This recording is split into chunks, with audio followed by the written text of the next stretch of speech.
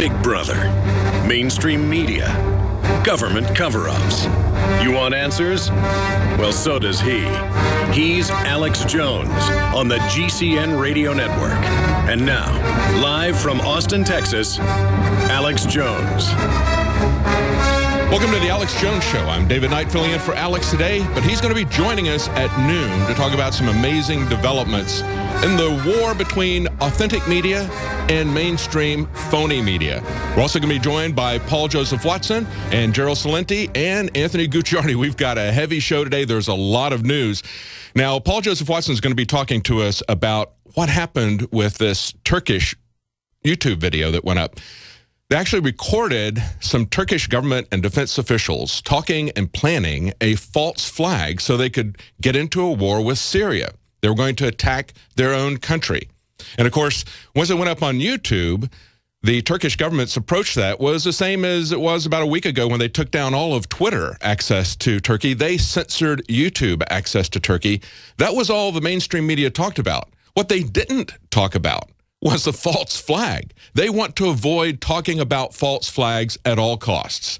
And anybody who talks about a false flag is demonized. But it's the way they operate. It's the same way they operate when they come up with a Patriot Act that is anything but patriot, that spies on everyone, or the Affordable Care Act, which is anything but affordable. It's one of their methods that they use over and over again. And it's about time people started waking up and looking at this. And of course, Turkey has a long history of being involved in NATO false flags. As Sibel Edmonds pointed out, they were very much involved with Operation Gladio, even though that took place in Italy. They used gangsters from Turkey, people that she said were referred to in Turkey as babas, in other words, godfathers. You know, that's kind of the term for a paternal father there. We've also got information about the Hobby Lobby case. That is coming up for arguments in the Supreme Court. They heard arguments a couple of days ago. They're now considering that. There was some amazing developments in that. Amazing comments by some of the Supreme Court justices. And we want to also take a look at some of the comments of people like Jon Stewart. Where are they coming from? And we want to look at what Hobby Lobby says themselves about that. Also, the Ukraine and the IMF. The deal is now on the table, but the Ukraine is not taking it. Of course, the guy they put in charge, Yats, as Victoria Nuland likes to call him, Yatsenyuk, the guy that was the hand-picked guy for the IMF, for the globalists, for the moneyed bankers, he took the deal. But the parliament took a look at it and said, I don't know that we'd like an austerity program like Greece and like Spain. So maybe there's some hope there for self-government in Ukraine as these people struggle like we all do between these two rapacious gangs that are attacking us from each side. But we're going to be talking about that. Gerald Celente is going to have information about banker suicides, as well as he'll be wanting to talk to us about Russia and the Ukraine, the IMF. We have Anthony Gucciardi covering some breaking health news, nuclear issues, as well as information about GMO. You know, they like to demonize Vladimir Putin, but he came out and said, we're not going to let GMO get to the Russian people. The same day, we saw the same thing coming from Brazil. They're shutting down GMO for their people. Just earlier this week, France made the same pronouncement. They said, we're not going to, there's one GMO corn strain that's authorized in the European Union, and they're going to shut that down before planting season this year. So we've got France, Brazil, Russia, people who are looking out for the interests of their people. What's happening in America? Well, in America, they just keep dumping the fluoride into the water, even though it's been outlawed in many European countries. They keep on bringing in the GMO. They're totally in control of the government. These corporations like Monsanto and others is simply about profit. We've got an article on InfoWars today about a young high school girl who did a science project and took some seafood and measured it with Geiger counters. And she found some amazing results that were many, many times higher than the safe level that the government had said was safe. But of course, the Canadian government stopped looking at radiation in food quite some time ago. So you've got a high school student science project can do a better job than the FDA or the Canadian food safety inspectors. That's pretty amazing. But of course, according to Chucky Schumer, you as individuals, you as bloggers, you as a high school student shouldn't be allowed to do these types of things. You're not a real journalist. You know, real journalists are people who offer us real information. We're going to be right back. Stay tuned. Welcome back to the InfoWars. radio program, Alex Jones radio program. He's going to be joining us at the top of the hour. I was just handed a piece of paper from Kurt Nimmo. I was talking in the first segment about how the Ukrainian parliament had rejected the IMF offer that was put on the table. Now it appears that they have conceded to this, and he correctly points out that it's an IMF looting plan. Now, let's get a little bit of background on this. The last couple of days, it was on again and off again. First, it was accepted by the Ukrainian Prime Minister, Yatsenyuk, who is a globalist puppet. And he was the guy, you remember, that Victoria Nuland was talking to, the guy she likes to call Yats, their man on the inside. Of course, he accepted the deal from the IMF, but the legislature balked initially, so they didn't want it. But after they applied some pressure overnight, I guess they went for it. This is the way Reuters reported on it the last couple of days. They say Ukraine wins an IMF lifeline as Russia faces a growth slump. Really? I would say it's more like a hangman's noose. They said Ukraine won a $27 billion international financial lifeline on Thursday, rushed through in the wake of Russia's annexation of the Crimea. Love how they love to keep calling it an annexation. They seceded from Ukraine, which had seceded from Russia. So if the Ukraine's secession was not legitimate, or if it was legitimate, as they want to maintain it was, then of course the Crimean secession would be legitimate. But anyway, they say that the Russians are imploding. And this is the way it was reported by Reuters in another article. They said the Ukraine's new leaders, in a step that ousted the government that had balked at it, said Wednesday it would raise the price of gas for domestic consumers by more than 50% from May 1st, and would raise prices further under a fixed timetable to 2018. So they're going to take control of the gas pipelines. They're going to raise the price of energy for the Ukrainians 50%. And that's what they were rejecting. They were rejecting that as well as other issues.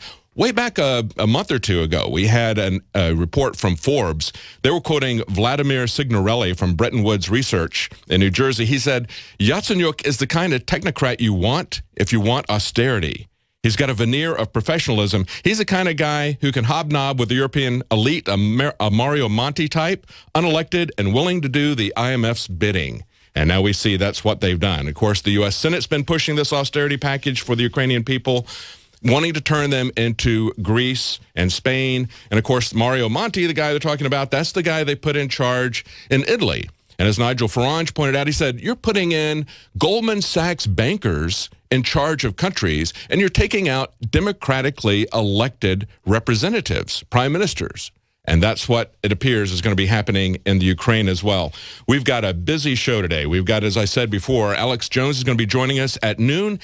He's going to be talking about MSNBC getting really desperate. Their ratings dropped 24% in the last measurement from Nielsen. So they're basically going on the warpath. They tried to justify this state representative that Dan Bidandi asked a question about gun control. He asked him whether or not it's constitutional. You know, if you ask a Democrat there about gun control and he says, F you, I guess that's kind of like when they talked to Nancy Pelosi and they said, what's the constitutional justification for Obamacare? And she kind of stopped and said, are you serious? Yeah, you know, we are serious. We want to know, what's your authority to do this? That's a discussion we ought to have. But of course, MSNBC says that that was justified simply because Dan Bidandi is the guy that went to the Boston bombing and confronted them about a false flag. So you can't talk about false flags. When we had news released just yesterday about a false flag in Turkey, the mainstream media didn't talk about that. All they talked about was how Turkey censored the entire internet. Sorry, not the entire internet, but the entire YouTube to keep that video from being taken down. They did that to Twitter the week before. They have these massive censorship things, but they don't talk about why they're censoring it.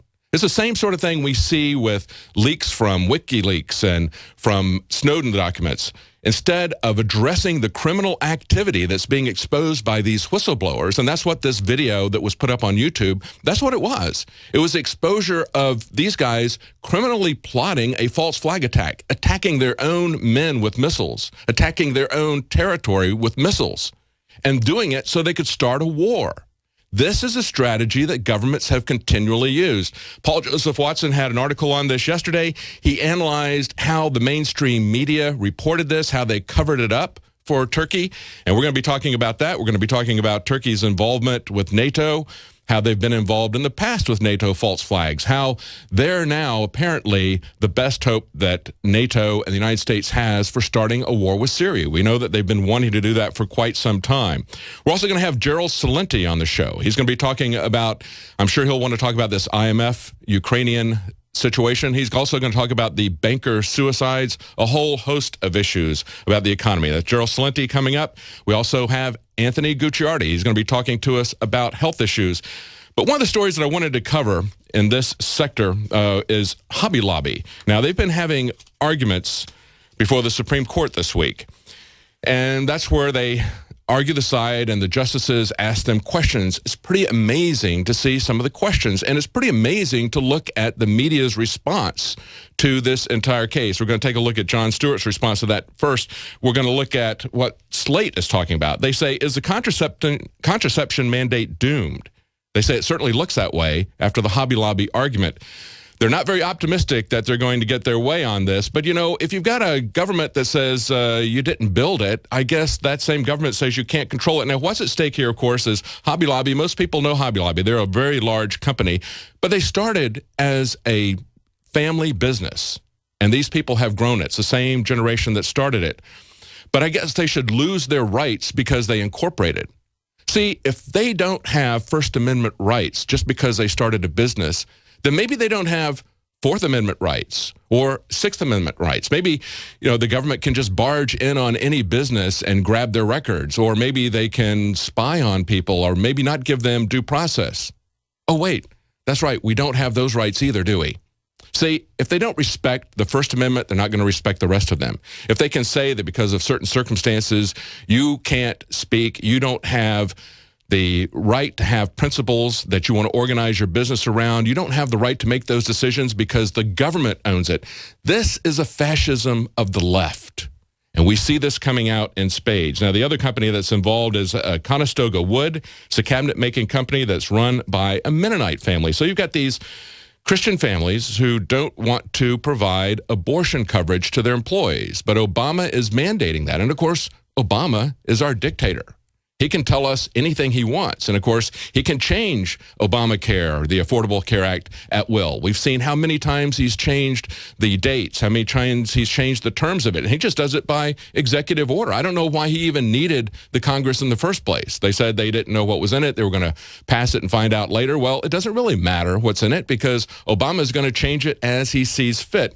But listen to some of the comments when they argued this before the Supreme Court. Now, this is coming from the women at the Supreme Court, and that was the real gist of the story from Slate. They said, it looks like we're not going to win in this Hobby Lobby case. It looks like we're not going to be able to override the First Amendment, but the good news is that we've got women appointed who are speaking out. There's finally a women's team on the high court, and we can see that they're doing this because they're standing up for abortion. No, they're not feminists. They're just abortionists. Listen to some of these questions. Justice Sotomayor and Justice Kagan ask, well, because nobody is forcing Hobby Lobby or Conestoga to provide health insurance, they can simply pay the tax instead. How does that help the people? See, they're trying to make an argument. Later on, the same Justice Kagan says that the employees are quite tangibly harmed by not having abortion coverage. But then she says, hey, it's no problem. If the company just wants to pay the tax, that's not a problem. So she doesn't have a problem with those employees being quite tangibly harmed. They could just pay the tax. But then later she says, that's a real injustice. Now, they also said, what would happen if we allowed them to get away with this exemption? See, this is the real concern of dictators. And they said, this is a quote, everything would just be piecemeal. Nothing would be uniform. See, we need uniformity. We need to be able to take their mandates. But I guess the thing that bothered me even more than these justices' incredible comments and the arguments was Jon Stewart's reaction to this. He parodied this. And this is some of the stuff he said. You may be thinking that a private corporation suing over its religious beliefs sounds asinine, and Jon Stewart explained that last night as well. Indeed, he couldn't believe that they would have a company that would be operating on biblical principles. What kind of biblical principles could a corporation be operating on? And he called it Jesus Christ Superstore is what he called Hobby Lobby. Now, he says it's founded on biblical principles. You know, they really are founded on biblical principles. They really do have principles, whether or not they're biblical or not, whether or not he agrees with those principles, they have principles. This is a guy who's facing $1.5 million a day fines. And because he doesn't want to violate his conscience, he's going to take this all the way to the Supreme Court. He's put his business, everything he's worked for his entire life, everything he's built for his family, he's putting on the line because of his principles, because of what he believes. Where is the sense of Voltaire in this? Where is the sense that I disagree with what you say, but I'm going to defend to the death your right to say it? You don't see that from the fascist, sarcastic left. This guy has put everything on the line at any point. He could have caved to the government, and he could have said, that's fine. I'll just pay it. I'll just provide the insurance. It wouldn't have cost him that much in the insurance to put that in, but he stuck to the line. We don't have time for that quote. I want to play a clip when we come back. I want you to hear from the CEO of Hobby Lobby what this is really about. This is not about making money. And I feel sorry for people like Jon Stewart who are so devoid of any overriding principles in their life that they can dismiss it that easily. We'll be right back. Welcome back to the Alex Jones Show. I'm David Knight filling in for Alex. Alex will be joining us at the top of the hour.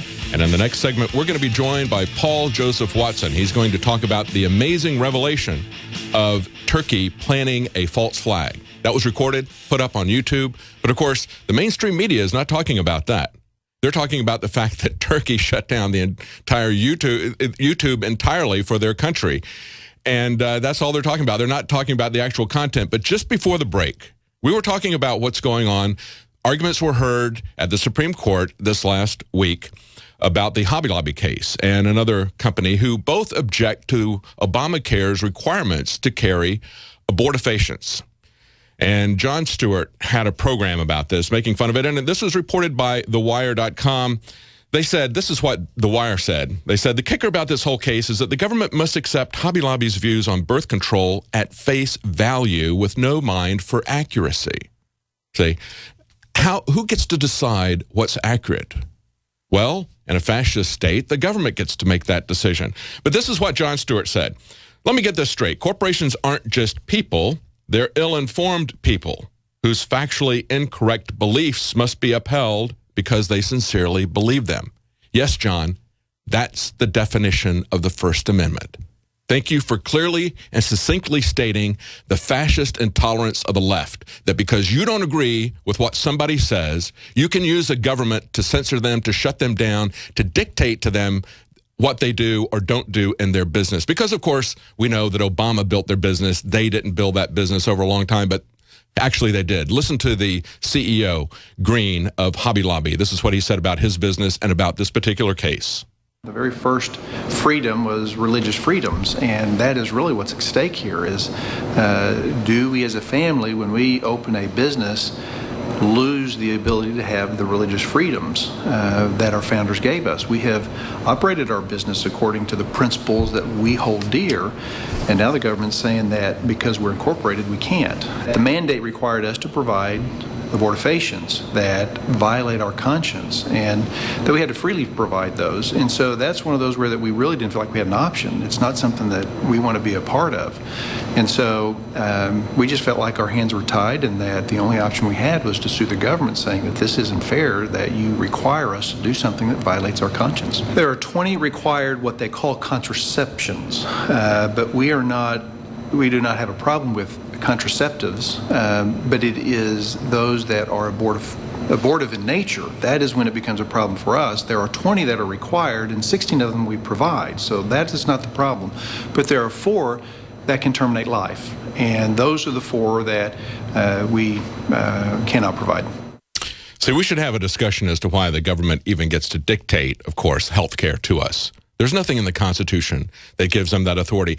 But I want you to look at his principles and the fact that he's willing to put what he's built over his entire life on the line. They're getting $1.5 million a day fines levied against them by Kathleen Sebelius and those people, those fascists who are trying to take the Americans' money and redistribute it, not from one class of Americans to the other, but to the 1%, to the insurance companies. That's what this is about. This is fascist America. It really bothers me. It really bothers me to see this intolerance of the left to say that they don't get to decide, they don't get to do this because they're wrong on this issue. They lose their First Amendment rights because they're a corporation. But look at their principles. They put everything on the line. They could have at any time caved. Contrast that to what's going on in California with one of the top Democrats in the California state. This is a California state senator who was arrested for allegedly gun running. But he was their biggest gun control advocate. This guy, his name is Senator Leland Yee. He's out of San Francisco. He's had several gun control bills. He's got one that's up right now, a couple of them actually. Listen to this one. It would expand California's ban on assault weapons to include semi-automatics, centerfire rifles, etc. This guy was caught in an FBI sting, and he's trying to take bribes from people he thinks they're the Chinese triads, that's the Chinese mafia, so that he can smuggle rocket launchers into Russia to Muslim separatists. This is the scenario that the FBI gave him, and this Democrat senator is good with that. Listen to what he said. Do I think we can make some money? I think we can make some money. Do I think we can get the goods? I think we can get the goods. People want to get whatever they want to get. Do I care? No, I don't care. People need certain things. So what kind of things is it going to provide? Rocket launchers, guns, anything they want. Now, people need certain things like health care. Can we make those decisions about that? No, that's going to be made by the mafia in Washington, okay?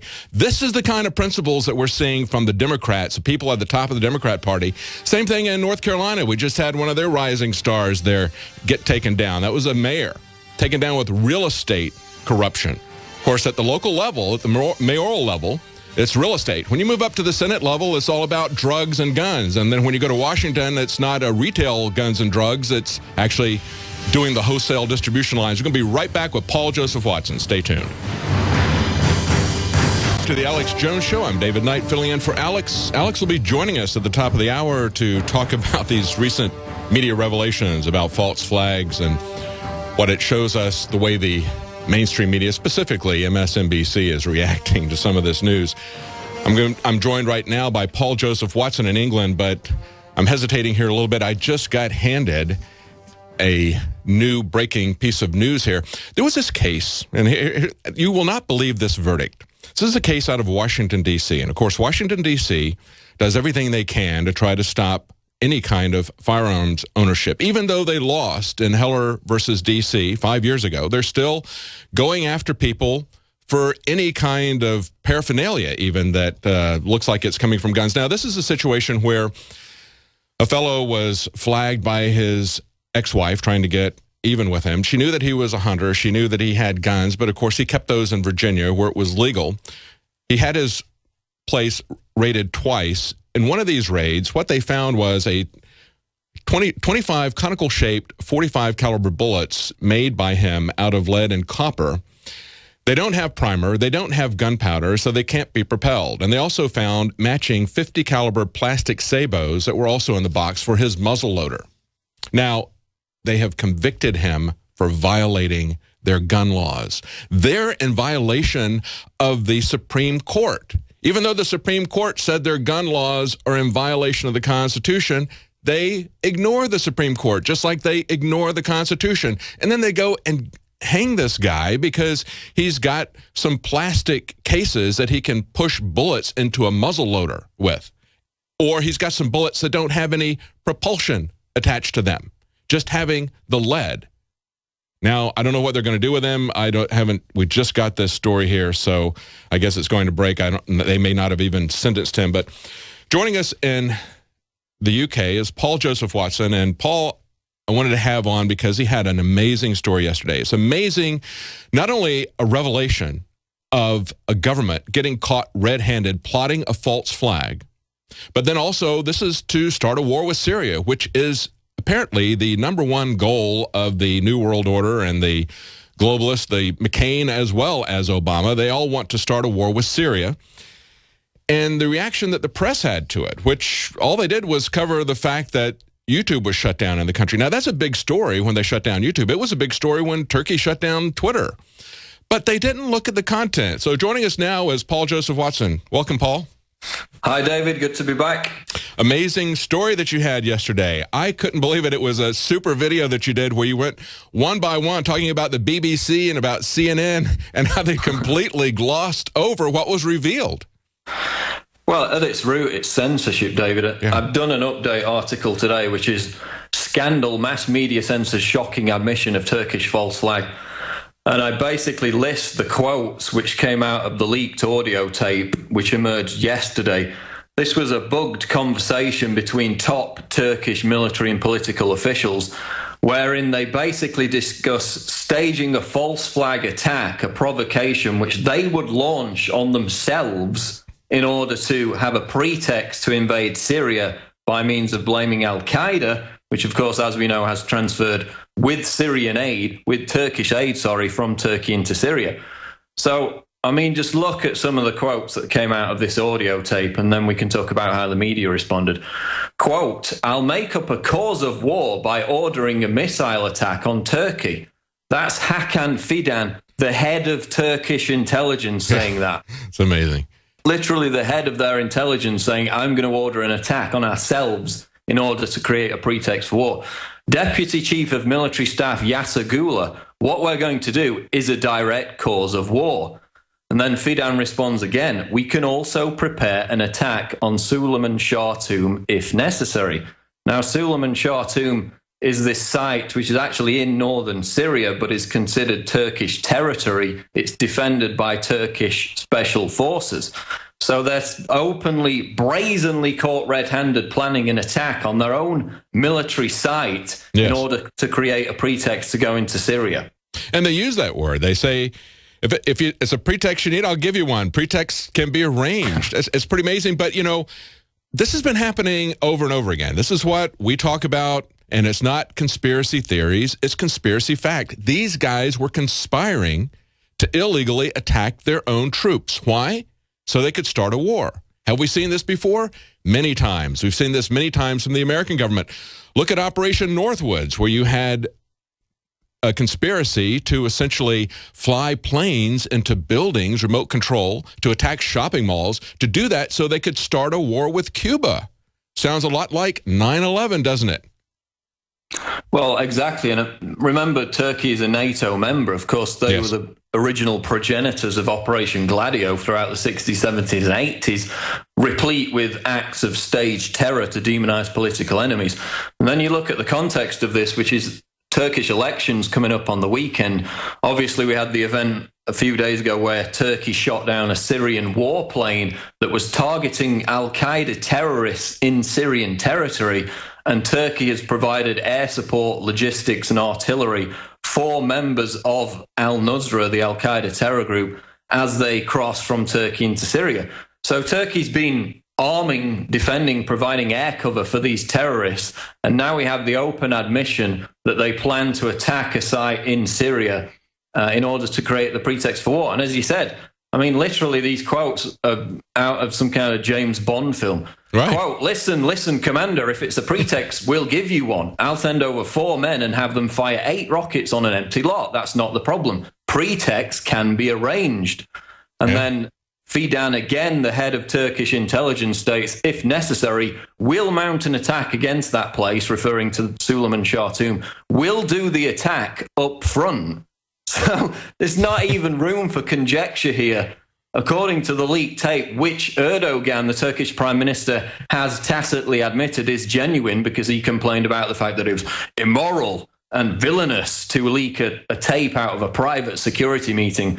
But the translation is now confirmed. It's there, brazenly planning false flag attacks. And now we can look at how the mainstream media reacted to this. Yeah, I think, but let's look at his reaction initially, because that's the same reaction we see from WikiLeaks, about the Snowden documents, from people like John McCain, and the very people who are pushing for a war in Syria are typically the same ones who want the NSA to be able to look at everything that we do, to violate the Fourth Amendment, to violate everybody's privacy. And whenever their criminal actions are exposed, they always attack the whistleblower.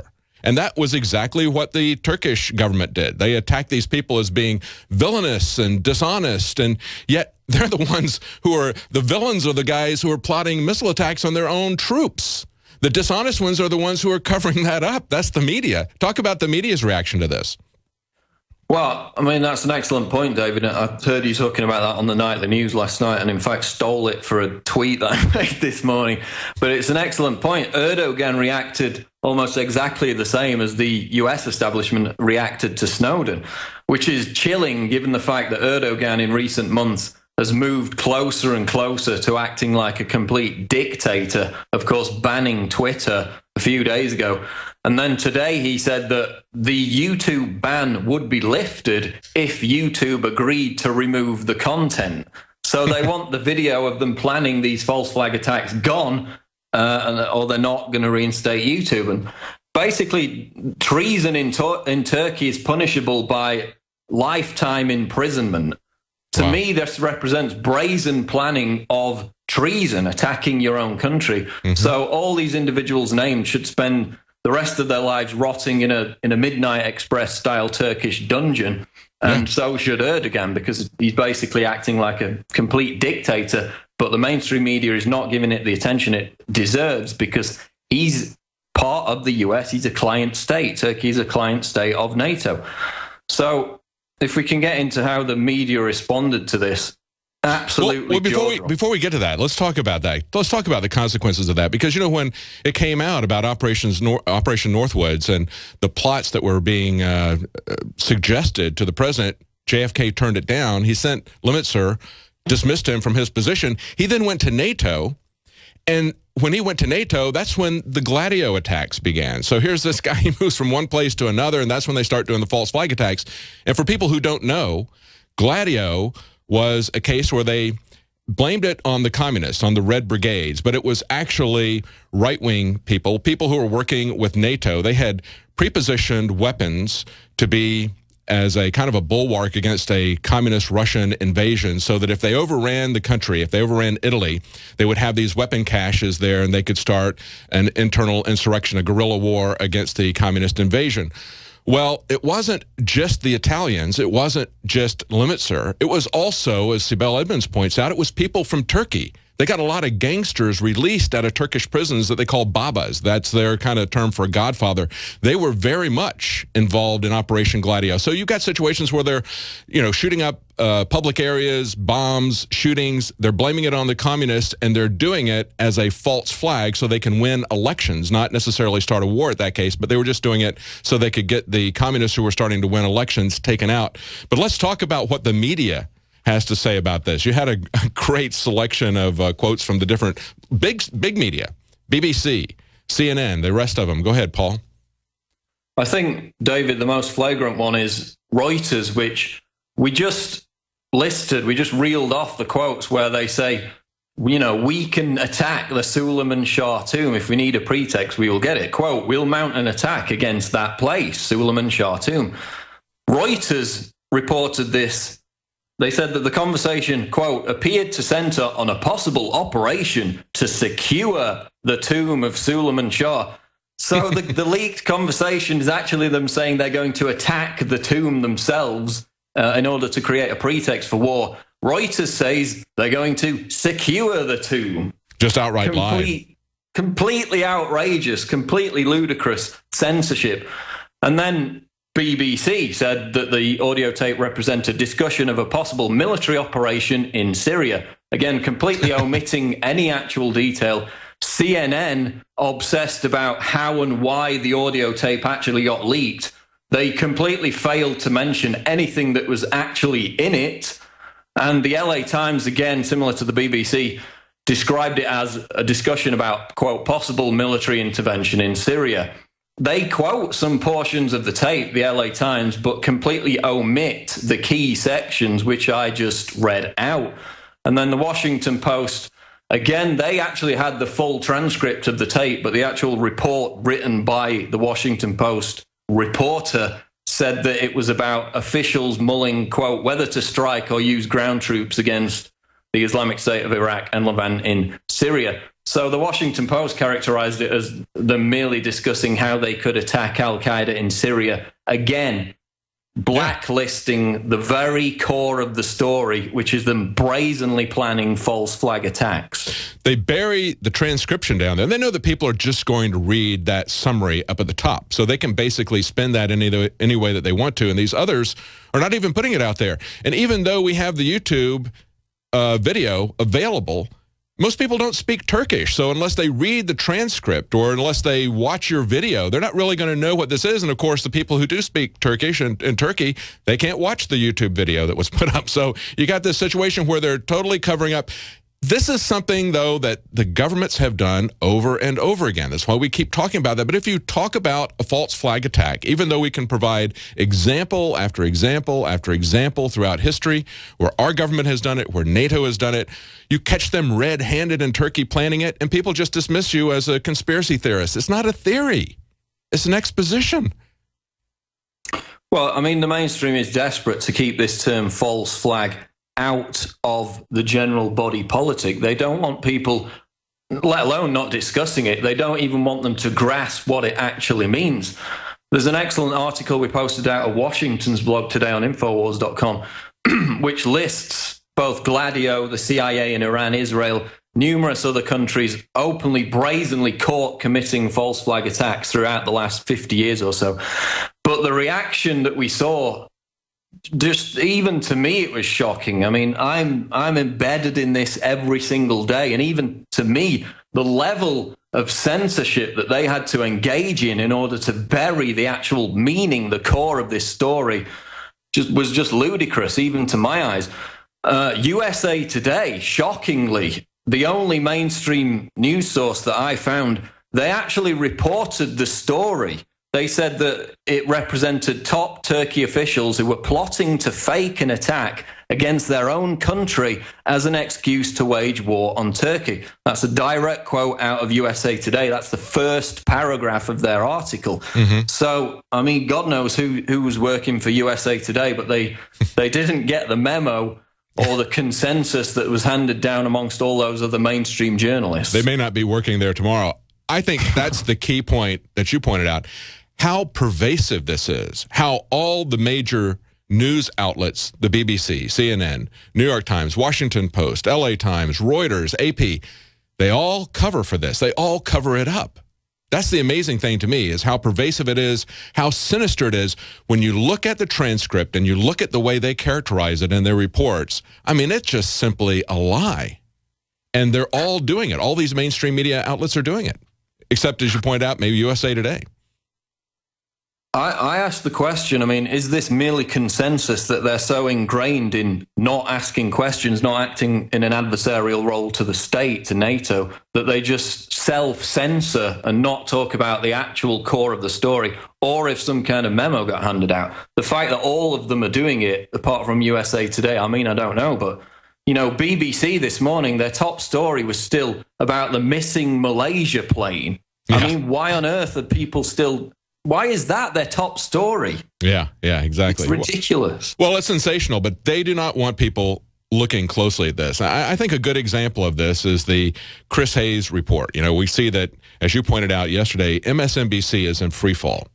Their ratings are down 24% over the last measurement from Nielsen, and it's all of the cable news channels are dropping.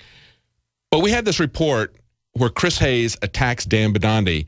You know, Dan Bidandi had this confrontation with a state representative about some gun control issues, and he asked him about the constitutionality of it, and the guy just said, F you. And Chris Hayes says, well, that's justifiable because of who it is. No, it's not justifiable. He needs to provide an answer for the constitutionality of what he's doing. But see, the F word that they're really afraid of, actually two of them, false flag. They won't use those words. We're going to play that clip from MSNBC in the next segment because Alex is going to be coming on at the top of the hour, and he wants to talk about that MSNBC segment with Chris Hayes. But that's really the core. That's really the F word that they're afraid of, the two F words, false flag. They won't use that. Rachel Maddow might talk about how the FBI has got 150 to nothing record of investigating itself and never finding that they did anything wrong. But she won't talk about false flags with the Boston bombing. We'll be right back with Paul Joseph Watson, and coming up is Alex Jones. Stay tuned.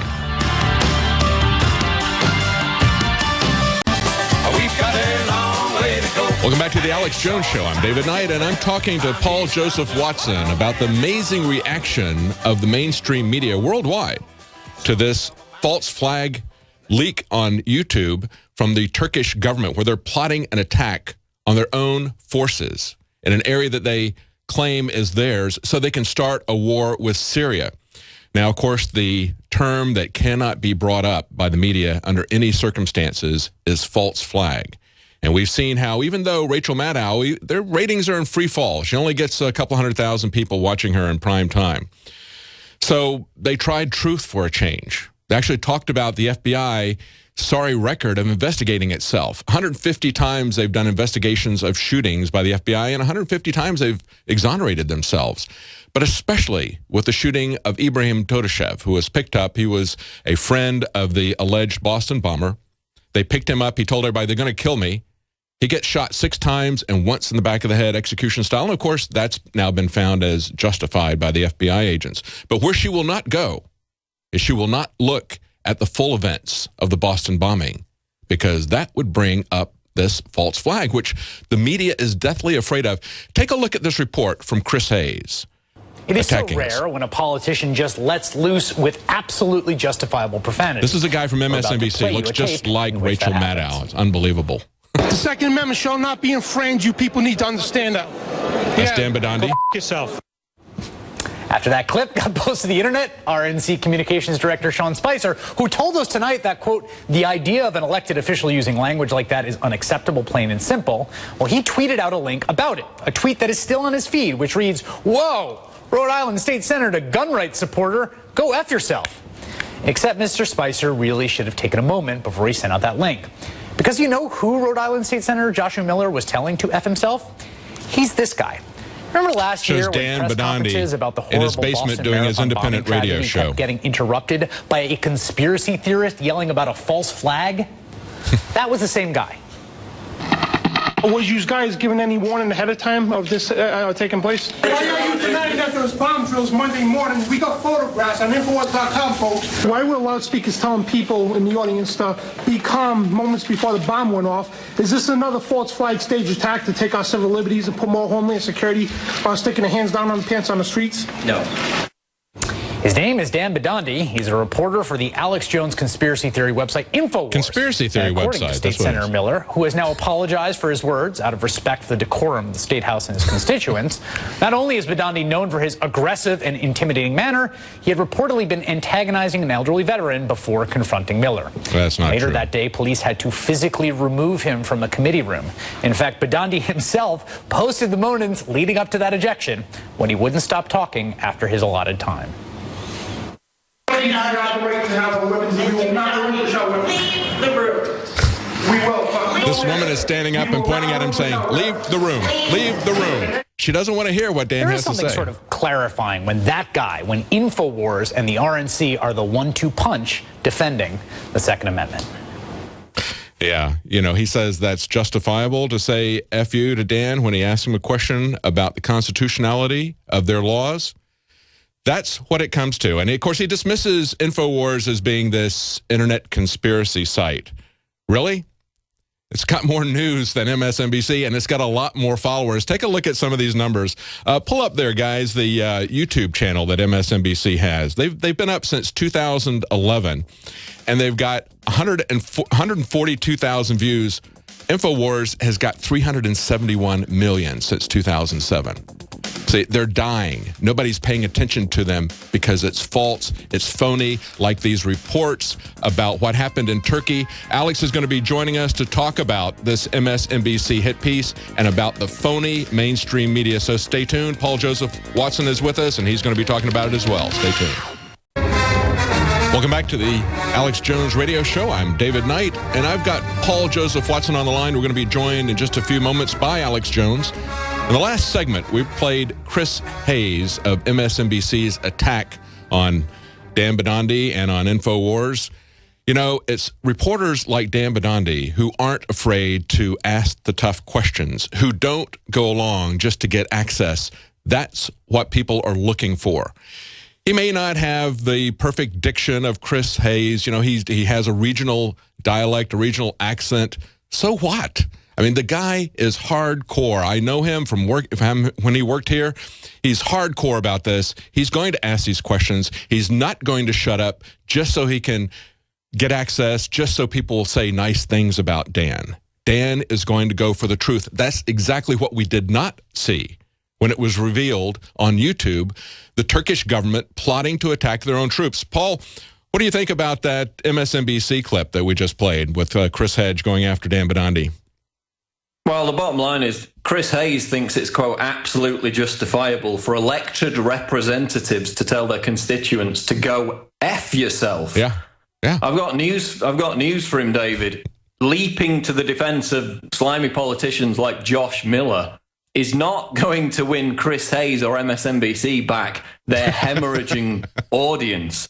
They're right. Insulting the American people with this kind of stuff. So we'll continue to steal what's left of their dwindling audience. So I'd like to personally thank Chris Hayes. I encourage him to continue with that behavior. Yeah, their audience is essentially non-existent, like I pointed out before. Rachel Maddow gets about 200,000 views now, unless it's, I don't know if that was before or after the 24% drop in their ratings. This radio program gets about 3 million views on a daily basis.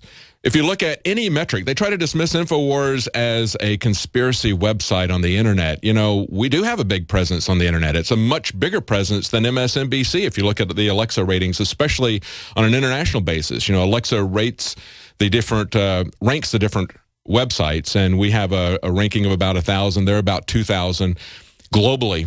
But if you look at YouTube, nobody is watching them on YouTube either. They're not watching them on cable. They're not watching them on YouTube. As I pointed out just before the break, they've only had about 142,000 views since 2011 when they started the MSNBC channel on YouTube.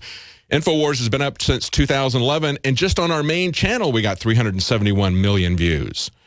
We've got documentaries that have had 50, 60, 70 million views on other people's channels that are not even up on our channel. That's just our news reports that are there. And we've got multiple channels.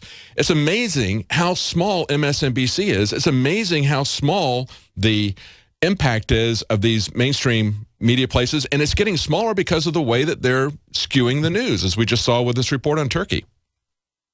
Well, I mean, why are they losing their audience? Look at the people who they hire. You know, Ronan Farrow, Hillary Clinton acolyte, Melissa Harris Perry, the state owns your children. People don't want to hear that anymore. There's a backlash against it. And look at this guy, Chris Hayes, the ultimate Obama loyalist prostitute, a Democratic Party operative posing as a journalist. His brother was an Obama 2012 campaign director. Hayes himself is a vehement Obamacare supporter. And he makes a living out of being a water carrier for the Obama administration. He regurgitates their talking points. That's his job. So the very thought of an independent reporter like Dan Bidandi having the guts to act as real journalists are supposed to act in an adversarial manner against the state, that to Chris Hayes is a horrific notion. It's an embarrassment to him. Yeah. Whenever you have somebody ask an honest question, it's a real big deal at a press conference. You know, Jake Tapper asked an honest question. Everybody kind of freaked out. You had a Daily Caller intern named Finger.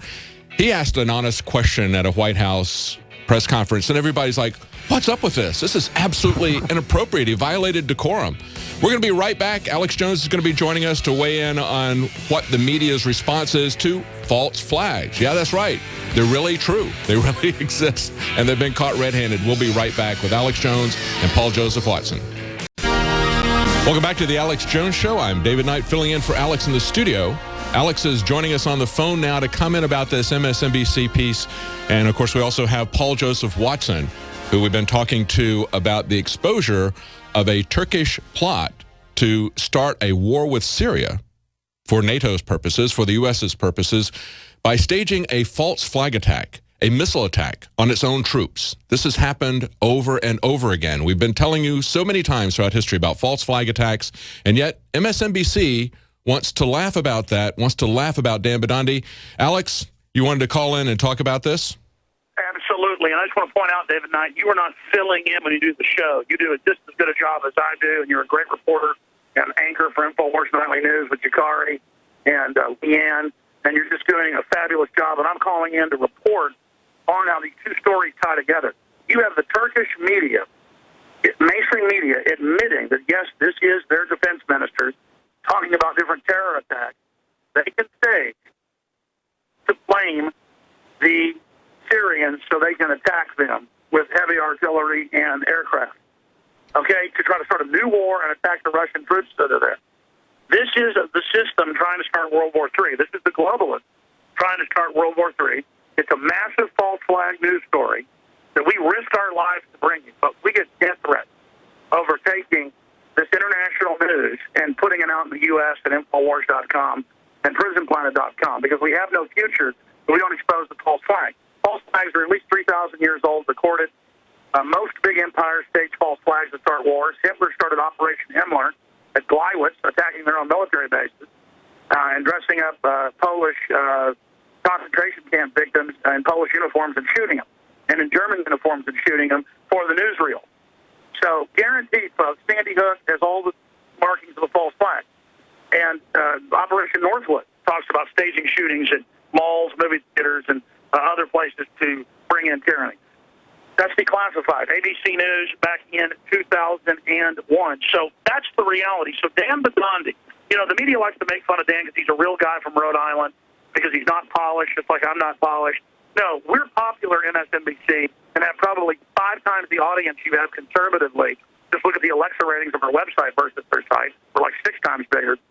We are more successful because we got a real guy that has heart and has guts in there with hundreds of reporters threatened by the Secret Service that had no business there at the Boston bombing, exposing that they had a drill that we exposed that was later confirmed, exposing a false flag attack. And that man, I should have been there, but I was busy covering it all. I didn't realize how big it would get. That man went to 3 press conferences and got threatened by FBI and Secret Service. That man had the will to get up there and have half his family turn against him and literally, you know, do things like end up basically having his daughter's custody taken away from him. And I don't mean to get into this kind of stuff, but he went through living hell in Rhode Island to go and do what he did nearby Boston. And those cowards sitting there on national television sit there and make fun of a patriot who's got incredible courage and goes into committee hearings where they're trying to pass a law to ban semi-autos and confiscate them. And that man, that Paul Revere, marches in there for all of us.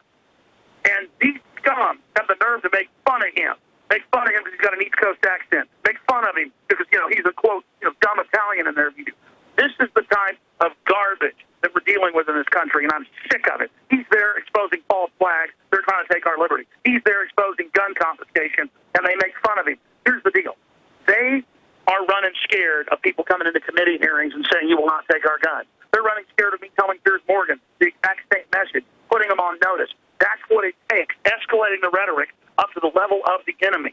And that is what we are doing. We are countering their fraud right now. Here it comes out that our criminal NATO, New World Order, banker-run government, through Turkey, where they got the al-Qaeda forces massing, are trying to stage terror attacks. They've already been doing it. We caught the al-Qaeda forces out of Saudi Arabia 3 times launching chemical attacks. We blew that wide open. Now the UN admits it. The truth is we have the high ground. We have justice on our side. And the entire InfoWars operation goes through all sorts of stuff that people never even hear about and never even know about with our East Coast reporter, Dan Bidandi, who literally has gone through all sorts of living hell and threats and things on his life and a bunch of his family coming out against him and things whenever he had the nerve to go on national television and take over those press conferences and expose that false flag. So we salute him and we salute Paul Revere because he's in the spirit of Paul Revere. And if more men in this country acted like that, we wouldn't be in this situation. This is serious, folks. We have the Turkish defense ministers openly talking about staging terror attacks that will bring the United States into a full-on war up against Russian proxy troops in Syria. This is dead serious, people, and it's time for the population out there to stop being mindless and calm. It's time for people to stand with folks like Dan Bidandi and with myself and David Knight and the rest of the crew in the face of the tyrant. We're sending Gucciardi Jackson and others to the Boston Marathon. If I'm able to with my schedule and family issues, I will be going as well. We need to be there to expose the 1-year anniversary of that false flag and expose the other false flags and expose the tool of the false flag that's being used to take over our society. David Knight in Austin, Texas, Paul Watson in London, give me your take on that. Well, you're absolutely right, Alex. He's been mocked. He's been vilified. He's paid a huge personal cost. It always takes that. I mean, that's what we were just talking about in the last hour. Look at Hobby Lobby. This guy is facing $1.5 million a day fines because he's going to stand on his personal beliefs, and yet he gets mocked by Jon Stewart in a Jesus Christ Superstore piece. You're always going to get mocked if you stand on your principles. They're going to fight you if you stand on your principles. And that's the good news. That's right. Is there a paper tiger, the emperor's new clothes? No one is listening to them now. They lost a quarter of their audience. They just want to keep the facade up that they morally control everything, and they have the high ground, and they dictate to us. No, we're the real liberals. We believe in Hobby Lobby's right to not pay for all that garbage. We believe in Chick-fil-A's right to do what they want. And we believe in other people's rights to do what they want. That's what libertarianism is real freedom, not the authoritarianism of the left or the controlled right, and we're waking up. Paul Watson. The question is, why do they recoil in horror at somebody like Dan Bidondi? It's because he's holding up a mirror to them. He's showing them how to do their job. He's a journalistic bulldog. Yes, he might not be the most polished, but he's acting in that adversarial role that the mainstream media has completely abandoned, is being trashed for and losing all their audience for. That's why they're so threatened by a Dan Bidondi, by an Infowars.com, by an Alex Jones, because we're supplanting them, we're stealing their audience, we're pushing accurate, true narratives while they try and maintain this crumbling facade of the Obama administration and the U.S. military-industrial complex. They're scared to death. They're filled with sheer terror that somebody, a journalist, could dare to ask real questions of public officials. That's right, and that's why they want to ridicule it. That's why they want to attack it. If you just joined us, the video's up on Infowars.com. I know Paul's going to do an article about it. The sniveling tyranny of him saying, you will not confiscate our guns, and the guy goes, go F yourself. That's their plan. And they're a bunch of thugs. And, again, it blew up in their face. It made them look bad, so they're acting like it made us look bad. Dan Bidondi is a hero. Our entire crew of people are amazing folks. Our listeners that support us are heroes and heroines. And we salute every single one of you out there. We have the truth. We have the high ground. We're the liberals in the vein of Thomas Jefferson, and we will never be stopped, and we're on the march. And the spirit that Dan Bidondi has, because I've gone into and done similar things, been arrested by Bush and others, to march in there and to have the Secret Service, when Obama wasn't even in town, come up to him on national TV and threaten him on both sides, and FBI thugs from Obama, not your average FBI, the internal political FBI. The average FBI is pretty good. To sit there and get in his face and tell him not to ask questions about the drill that was in the Boston Globe. We're going to blow Sandy Hook wide open, punks. We're going to blow your next false flag open. We are going to teach people about false flags. You listen to those generals and the defense minister, they're talking about false flag in Arabic, in Turkish, because that's the term the military uses, folks. It's in Army manuals how to stage false flags. Grow up, America. Stop being so naive, ladies and gentlemen. All right, I'm going to turn the show back over to you guys. I'll be calling in with more reports throughout the days on Sunday and Monday. But I salute the entire team. This is big news that the Turkish false flag is now in the BBC and other publications. We forced it out. Great job, Paul Watson, the entire team, the writers, everybody, the customer service, the shipping department. Our entire operation is absolutely getting on all cylinders, and we are going in 110% and never backing off. They tell us to be calm. They tell us to shut up. They tell us that's how we'll get things done politically. That's how we lost this country. We are not going to be put in the box or labeled. We want freedom. We want it now. 1776 worldwide. God bless you. Exactly right, Alex. You know, they picked a very bad day to scoff at the idea of false flags. There's so much historical evidence. We've got an article up yet again. We keep putting this out every time this comes up. The history of false flags. Another article up today on InfoWars. But to pick the very day that we've got a NATO false flag, a Turkish false flag being put out, and YouTube being turned off for an entire country to try to censor that, and all of the press censoring it, that's bad timing for Chris Hayes and MSNBC, isn't it, Paul? It's very bad timing, David. I mean, it wasn't MSNBC who were the first to report on Zarnev being unarmed at the bow when they went on the manhunt for these alleged Boston bombers. It was Infowars.com. It wasn't MSNBC that reported on the fact that the whole narrative behind Zarnev's throat wound, again, was completely fabricated, a complete lie. Another aspect to this is the fact that, again, Hayes describes the reaction, the state senator's reaction, go F yourself to Dan Bidondi, as absolutely justifiable profanity. He's saying it's justified. This is why MSNBC is completely out of touch with the American people, because the backlash was so severe. Miller, the state senator, was forced to terminate his entire Facebook page after issuing this public apology. I mean, I was on it when it broke, and it was going absolutely insane. Again, the 250,000 views on the YouTube video, 700 respondents, vast majority of them slamming Miller over his profane-laden response. I'm glad there was that kind of an approach. You know, we didn't see that happen so much when Nancy Pelosi said, "Are you serious?" when they asked her about the constitutionality of Obamacare. We should have seen that kind of backlash. I appreciate that that's finally happening, and it's happening because of InfoWars. We're going to be right back with Paul Joseph Watson. We're going to continue to talk about this revelation from Turkey. Stay tuned. Alex Jones Show. I'm David Knight filling in for Alex, and we've got Paul Joseph Watson on the line. We've been talking about the false flag in Turkey, how the media has ignored it, how MSNBC has mocked Dan Bidandi and InfoWars for covering the false flag that we believed happened last year at the Boston bombing. Paul, you were talking about the effect that InfoWars had. I remember when this was happening live, and as we were watching them show the tapes of these suspects when they finally identified the Tsarnaev brothers as being the suspects they were looking for, Leanne McAdoo said, the backpacks are the wrong color. One of them was white, and the backpacks had been shown as being these black backpacks. So we reported that, and it was kind of surreal because it took in about 20 minutes, CNN lined up a guy who was an FBI consultant, and he comes out and he goes, well, this is what they could have done. The guy with the white backpack, he could have had a black backpack inside of it, and he could have pulled it out, and then that would explain it. But, you know, to this day, we have never seen any surveillance footage of them even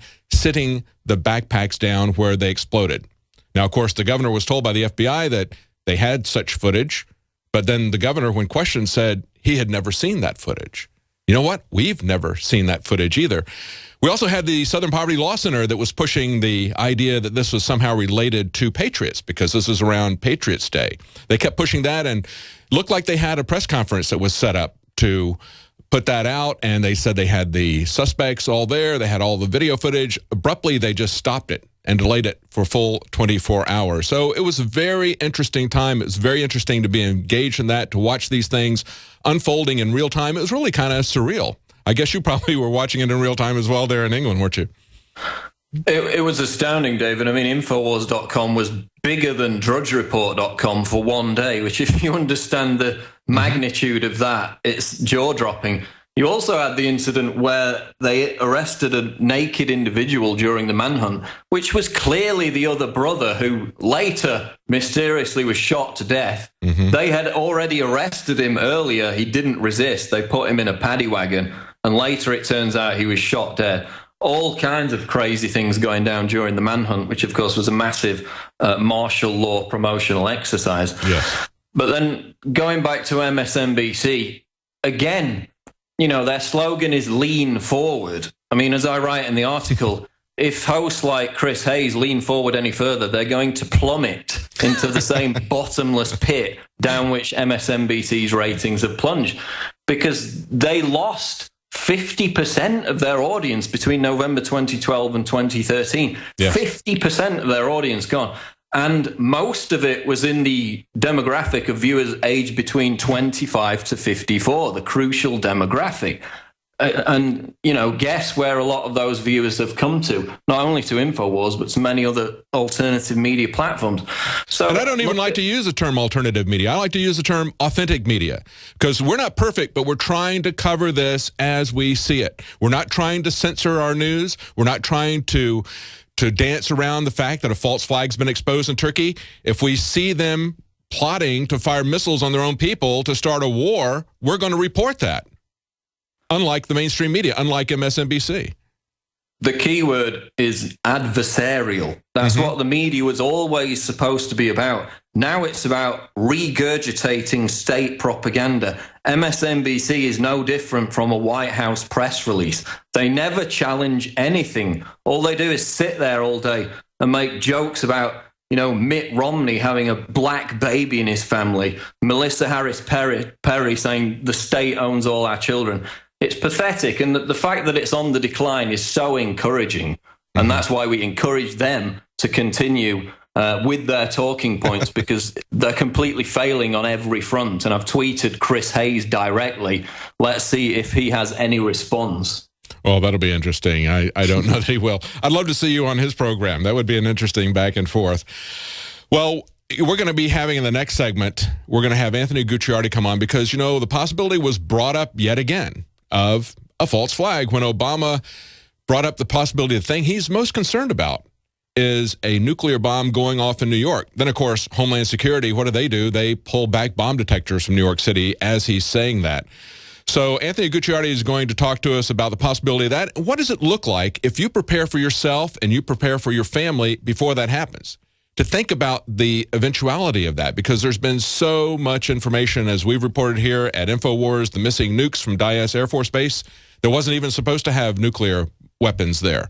And Anthony's been on that story. He's going to join us. He's going to talk to us about that. And, of course, we've had a lot of breaking health news about Fukushima.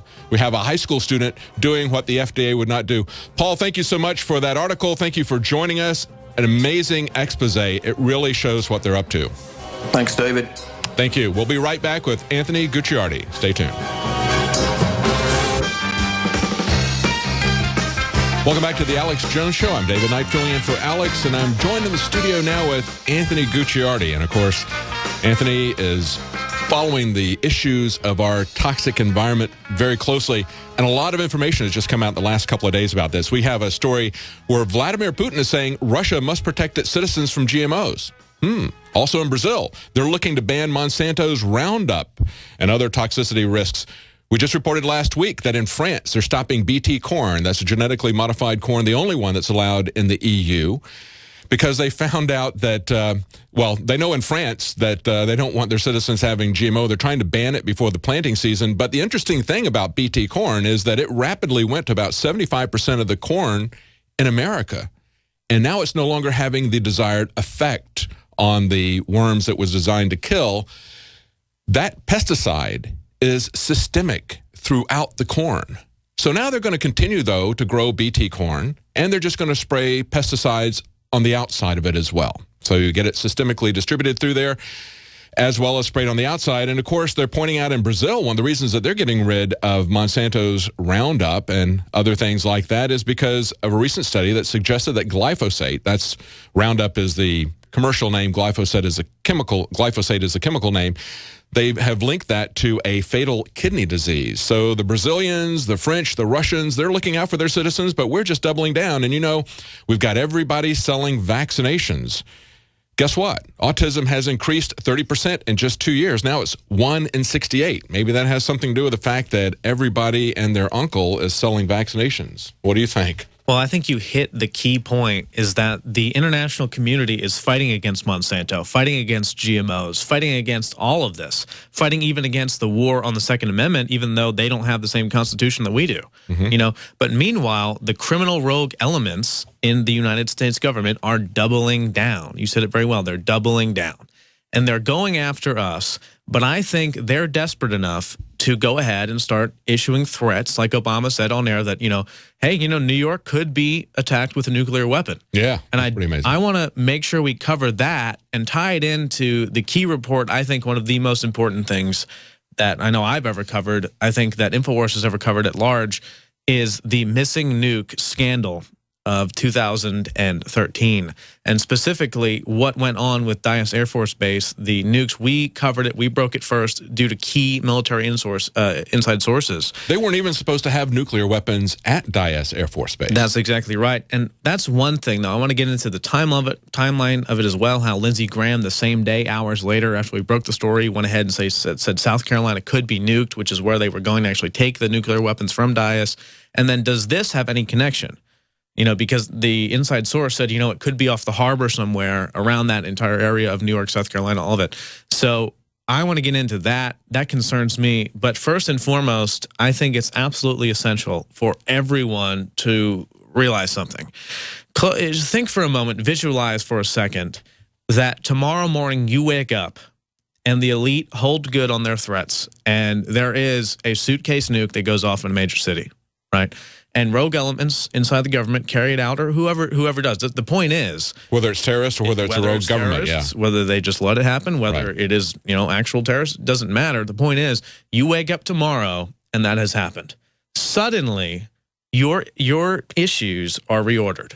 Suddenly, it doesn't really matter if you're going to get that little promotion at your work. Suddenly, it doesn't really matter that something bad happened in your family 16 years ago. Whatever. The point is, all of us have issues in our lives and are struggling on a daily basis. We have to understand and put ourselves in the ideology that if we don't stop and do something now, that very well could happen. Yeah. And if we don't start blowing the whistle, like what if we were just to ignore the sources that told us about those missing nukes? I don't know what would have happened. Because they were threatening them back then. Oh, a nuke could go off in South Carolina and we might have to go to war with Iran and Syria. If we didn't put it out there in such a big way, who knows what could have happened? Yeah. And there's so many stories, people around the world are doing such a good job with all of this. Who knows what could have happened? If we don't put ourselves in the mindset and go and say, hey, we're imperfect people.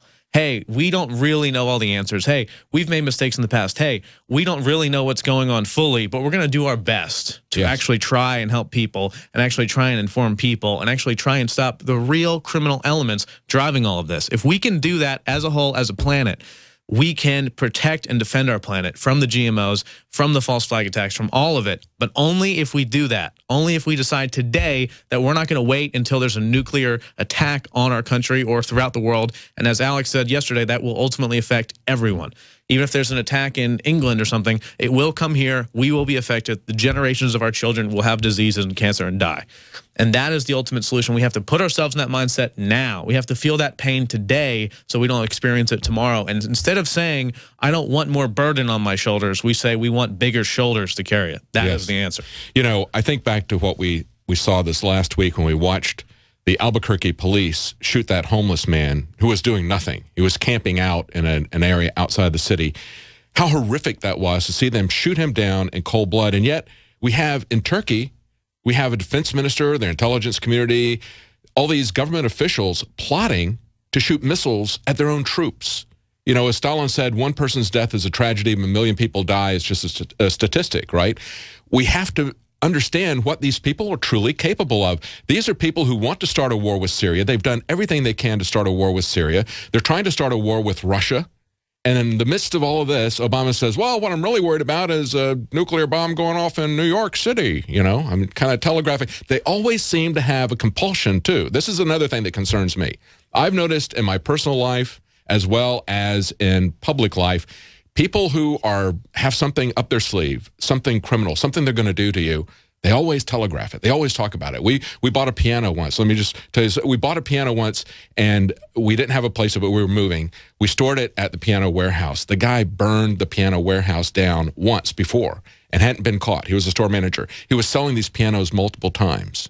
Okay, as we're leaving, he tells my wife and I, oh, and don't worry about your piano. If it catches fire, we got insurance. And we're like, where'd that come from? Right. I mean, just out of the clear blue. A couple of months later, we see on the television, the warehouse is on fire, and the guy's picture comes up, and the police are looking for this guy.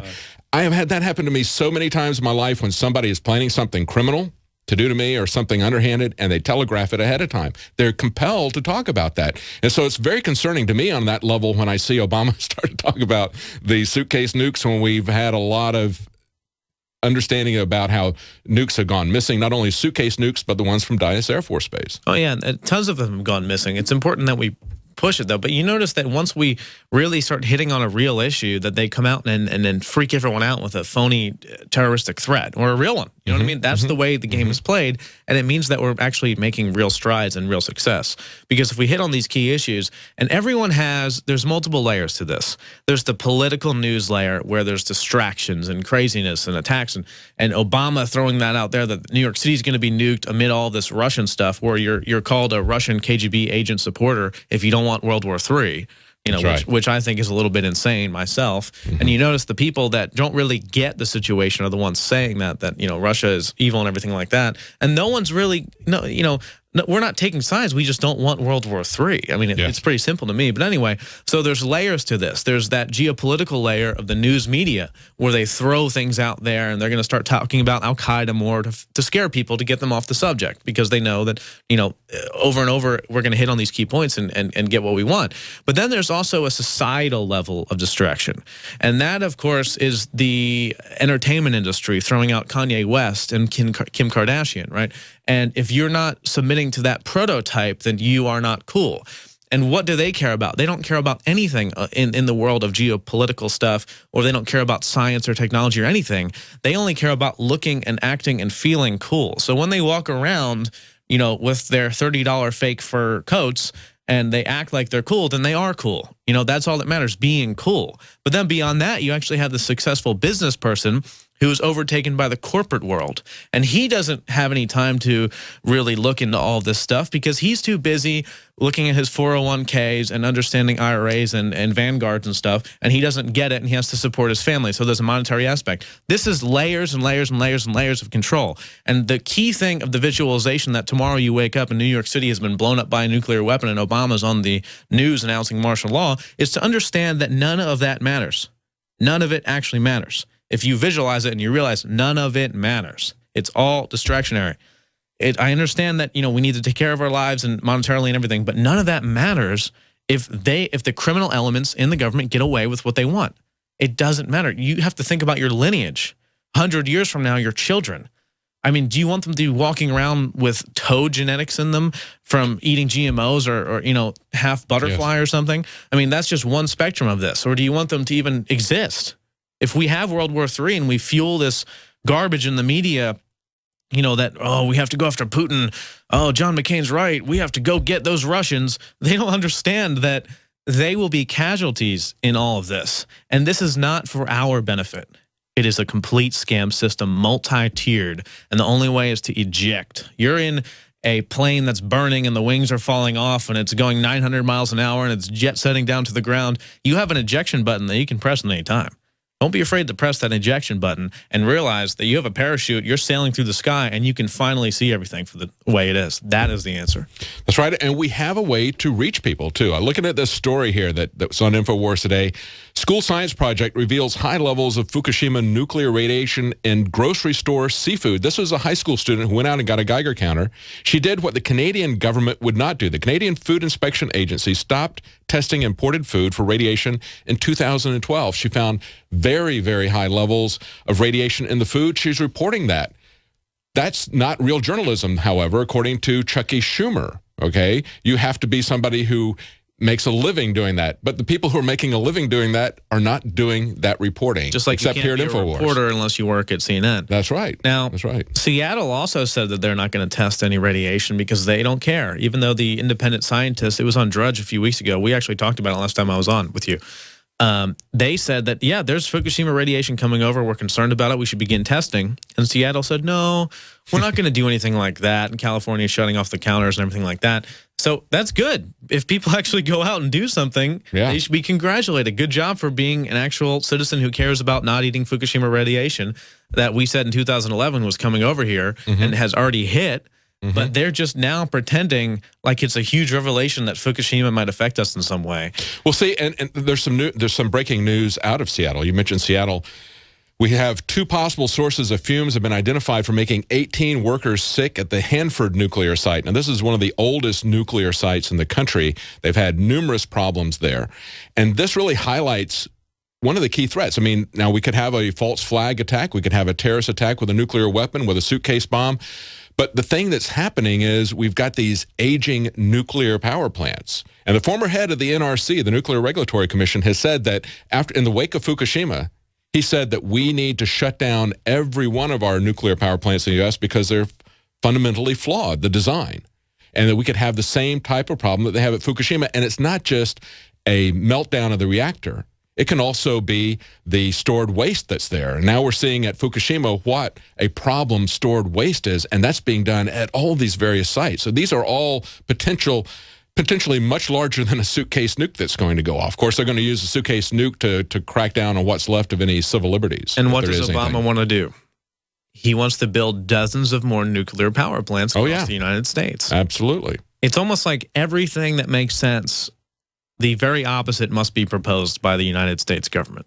Every single thing that makes sense, you know, over and over again. But yeah, also hundreds of them are leaking and everything like that. I mean, it's a ticking time bomb. There's no question. And they're building along the coast. And then they also have building them on fault lines. This weird doublespeak where they say, "Oh, climate change is going to ruin everything. New York will be underwater. We're all going to die. Let's build more nuclear power plants along these very areas where we're, you know, claiming that climate change is going to ruin everything." So they don't even believe their own propaganda. Right. I mean, if they did, they'd have to do something about it, right? But instead, they propose all these plans to build along these very areas they say are going to be underwater and sunken with tsunamis and tidal waves and everything. That's another thing. The nuclear plants, I mean, tomorrow, there could be major issues with all these things. All these things could go wrong at any point. We have to live life with the understanding that we're here for a very limited time. We're here to protect our lineage. We're here to protect, you know, our future. And the only way we can do that is to really get focused and understand what matters. Because, I mean, you could die tomorrow driving, really. But the greater threat to humanity is this criminal element that does want nuclear attacks in New York to fuel what they ultimately want to accomplish. That's right. You know, and I often hear from Christians who are very trusting in God. It's like, you know, we just need to leave everything to God and just not worry about that. But, you know, I think it's true in so many ways. Somebody has said, you know, you believe as if everything depends on God, but you act as if it depends on you. We need to take it as if everything depended on us. We have been put here to be responsible for the things that have been put in our charge as stewards of our family, of our country, of our culture, of our environment. And we need to do everything that we can to protect those things. And God will ultimately have the decision about what's going to happen. To stand before God and say, I'm an imperfect person. I've made mistakes. I don't know everything. I don't know the answer to everything. But I'm willing to work for good before the Creator who, you know, just say, I'm ready to work for good. And it will come. And we wanted to get into the timeline of the missing nukes, which I got off on a tangent on all this. It's inspirational to me. I wanted to talk about that. I think we have a clip ready to queue up in a second as well. But specifically, the timeline, and we have the articles as well to show on screen. Basically, we received this high-level military intelligence that a nuclear transfer with no papers was going from Dyess Air Force Base in Texas to South Carolina. Now, we were concerned about this and made the decision to go ahead and release it based on the fact that this was a super high-level military intelligence person. And then we went out and we released it, and we weren't really sure what was going to go down because we just put it out there. We put the text out there. We, you know, protected the source. Just said, hey, there's some really weird stuff going on. The base commander came out, signed off on it, but there was no real documents. He gave them the go-ahead, and then the truck started moving to South Carolina with these nuclear warheads that were never supposed to be at Dyess Air Force Base. And hours later, Senator Lindsey Graham came out and issued a warning. We confirmed it actually happened, and his staffers were like freaking out about it when I called them, and that's recorded up there. I don't think we have that queued up today because there's so much. But ultimately, he was saying, yes, you know, I'm concerned about Syria, you know, I'm concerned about Iran, all this stuff. There could be a nuclear attack on South Carolina, Charleston Harbor, I believe it was, which is right exactly where we were told that these weapons were being transferred to. Now, this was hours after we found out about this, so this was hours later. And then, parallels exactly what Obama just said about New York, except this is Lindsey Graham talking about South Carolina. And we know that the nukes are headed toward South Carolina. So if in the event that they were fully transferred there and not rerouted, they are already there as of months ago, and they could have been rerouted anywhere. So this is what concerns me. Now, beyond all of that, I called Dyess Air Force, and we'll play it when we come back, I guess. But I asked them, hey, can you tell me about the transfer, blah, blah, blah. And they said, well, we can't talk about the transfer of weapons. When I didn't even mention the word weapons. So we'll play that when we come back then. When we come back, we're going to have more from Anthony Gucciardi, and we're going to be talking to Gerald Celente in the next hour. We're going to be talking about the Ukraine, the IMF, and a lot of bankers who seem to be committing suicide. What's up with that? Stay tuned. We'll be right back. Welcome back to the Alex Jones Show. I'm David Knight filling in for Alex. Now, this hour of the Alex Jones Show has been brought to you by My Patriot Supply. We've been talking about all these false flag attacks. It's clear there's no longer time to wait. If you need to start preparing, prepare today. Get on over to MyPatriotSupply.com and check out their complete line of preparedness products. My Patriot Supply is home of the Patriot Pantry line of emergency food storage. If you don't have food, You're no threat to the New World Order. They're counting on you to be ever-dependent slaves on their system control. Visit mypatriotsupply.com/Alex for some special offers to listeners of this broadcast. For limited time, they're offering additional discounts off their already low prices. That website again is mypatriotsupply.com/Alex. Now, Anthony, we were talking just before the break about the interesting parallels of Lindsey Graham being in South Carolina, talking about war that's about to break out, war with Syria and other issues, going up against the Russians at that time because the Russians were essentially allies of Syria.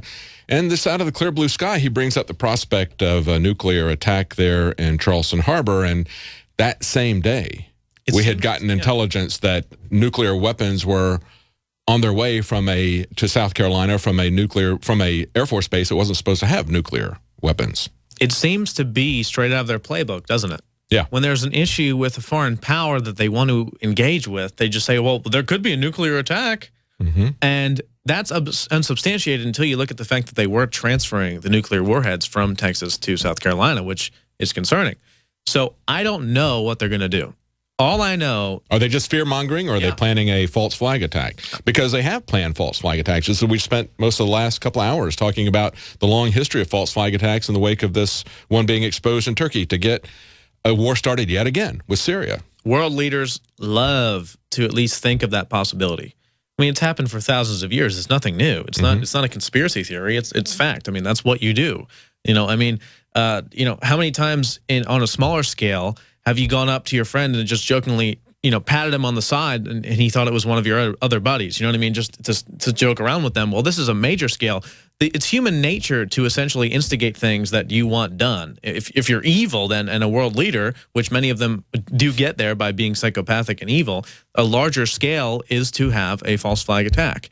And these people don't have morals. These people don't care about you, and they don't care about me. And the very prospect of it is what's concerning, and that's why we need to treat it like a real threat and treat it by exposing it and spreading the information, because otherwise we could be facing something very, very much, real.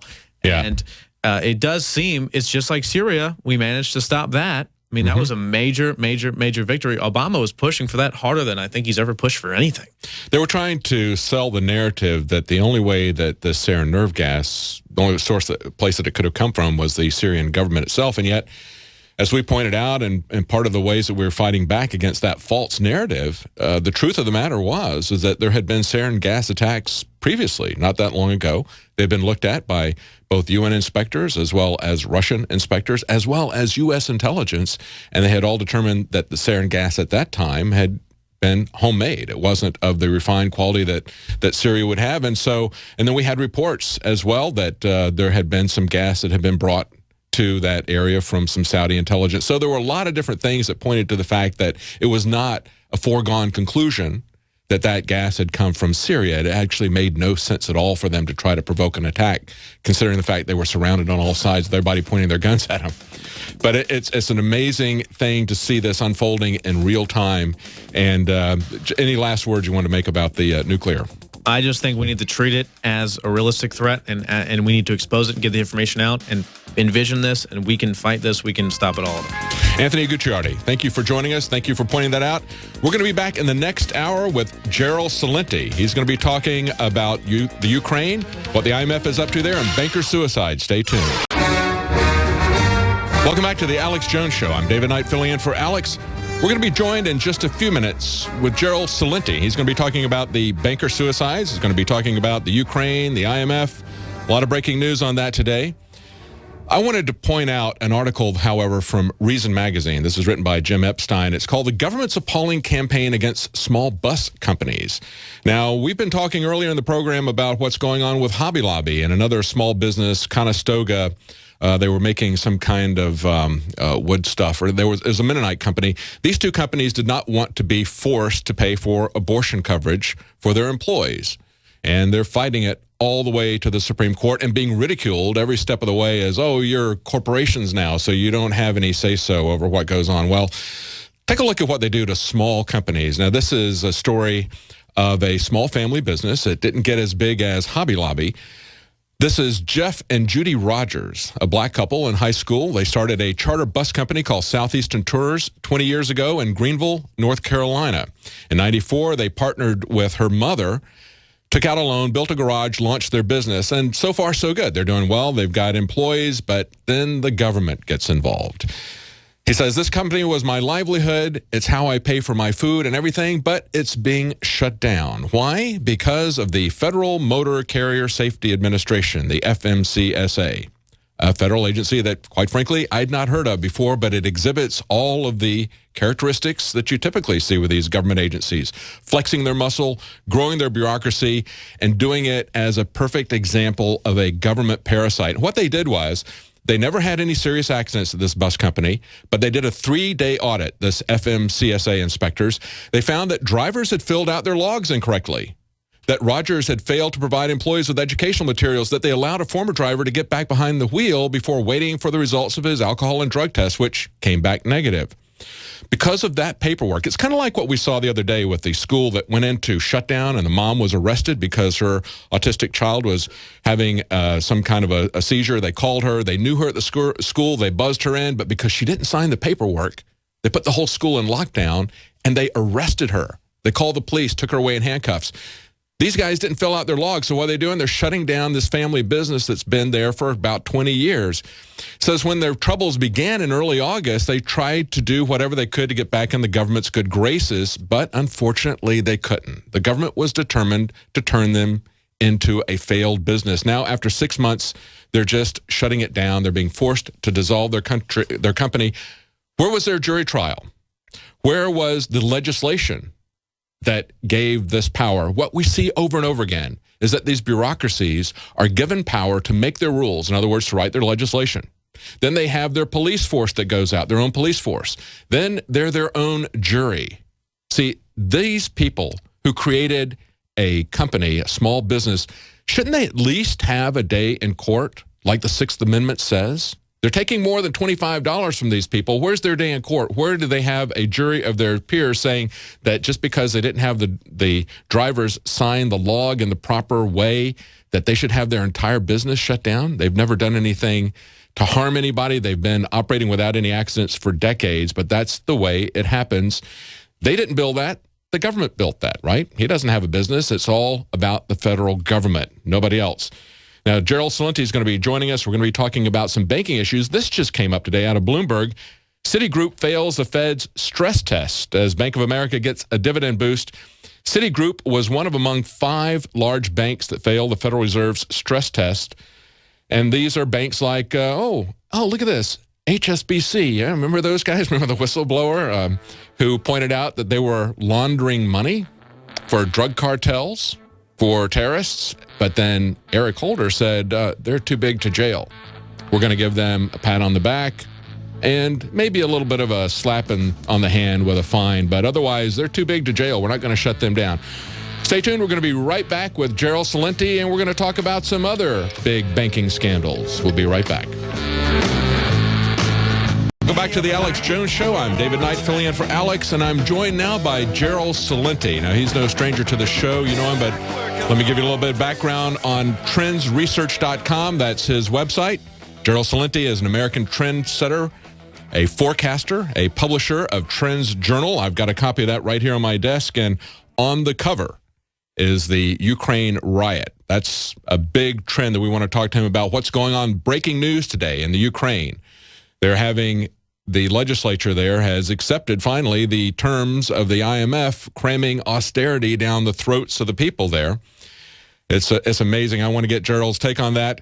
He's described himself as a political atheist and a citizen of the world. And so as a citizen of the world, Gerald, what do you make of what's going on to the poor people of the Ukraine?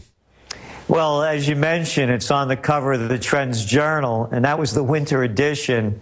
And that went to subscribers in the first week of February. Wow. And we actually wrote the story in the middle of January. It takes time to get published, and that's what we said. It'd be a civil war there, and Ukraine was the major issue. Well, as you mentioned, the austerity measures, number one. And as you people have done so many times, and being on top of the news and ahead of the trends, you had those audio tapes and videotapes of our Assistant Secretary of State, Victoria Nuland, and the ones where they're talking about the overthrow of the democratically elected government of Ukraine, whether or not you like them or not, whether or not they were corrupt or not, because they've been corrupt since the breakup of the former Soviet Union and probably before that. And then there's the other videotape of her on December 13th, 2013. This isn't ancient history. And she's at the National Press Club. And there she is standing there with a sign over her left shoulder that says Chevron. And she ought to wear it like the NASCAR race dryers. Yeah, exactly. I mean, they're pimping for, you know, the who pays them. Yeah. They're putting, you know, so they're, anyway, in that talk, that's about 8.5 minutes, won't take much out of anyone's life to listen to.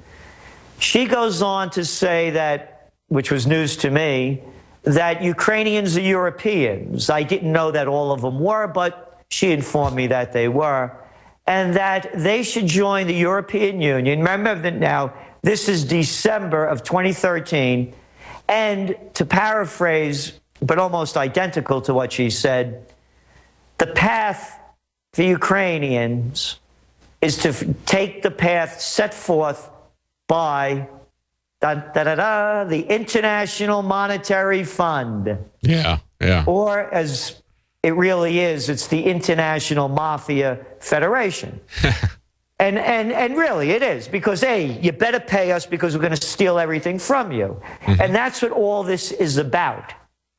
It's about the privatization, and they're already starting to do that, of expensive public resources. That's the white shoe boy name, by the way, privatization. And that means selling it to your buddies at a really cheap price and getting a kickback from it. Mm-hmm. And what they're also doing is they're putting the people into the slavery that they've done already in Spain and in Greece and in Ireland and in Portugal.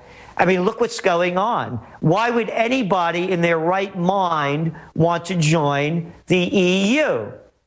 And why would they want to accept austerity measures, which again is another white shoe boy word for putting you into servitude for the rest of your life? Because here's the deal. As I said, you're going to sell off all your valuable public assets to our buddies. We're going to bring in the multinational banks and the multinational corporations, and we're going to rob everything that you have. And those pensions you have, forget about them. We're going to get those taken away from you too. And we're also going to raise your taxes, and it's going to cost you more to live. So now just be a good girl and boy and behave, because the International Mafia Federation has just taken over another chunk of the world. You know, Reuters reported that as the IMF throwing the Ukraine a lifeline. It's actually a hangman's noose, isn't it? They're going to take the gas company, the big gas company that's there, as you mentioned, privatize that. They're also going to go up 50% on the energy prices of the people in the Ukraine. That's what they call an austerity program. How about? Yeah, and again, the whole thing is a sham. I mean, look at it's an overthrow of a democratically elected government. They got this little clown in there, Yats, their rabbit, you know, that's they call him because he looks like one of these cartoon characters. And who's fronting? She's out there again, that Tymoshenko. Now she's talking about running for prime minister. Yeah. And some of her lovely quotes, by the way. The Princess Leia look-alike, the one with the braided hair, right? Yeah. Time to grab guns and kill those damn Russians. Mm-hmm. Talking about nuking them. And another one, she said, Putin represents unfiltered fascism, which was even more dangerous than Hitler's National Socialism, because he camouflaged it with phrases about friendship between people. And she said, Tymoshenko said that Putin wants to redraw the map of the world through wars, mass murder, and blood. Wow. Could you imagine? And this is all of the American, the senators, and they all go there and they take photographs with her, and she's in Germany with Merkel, and they're all bowing down to her. This, by the way, I've come up with a campaign slogan for 2016, and she fits part of it. You could do this in a country of your choice. Charles Manson for president.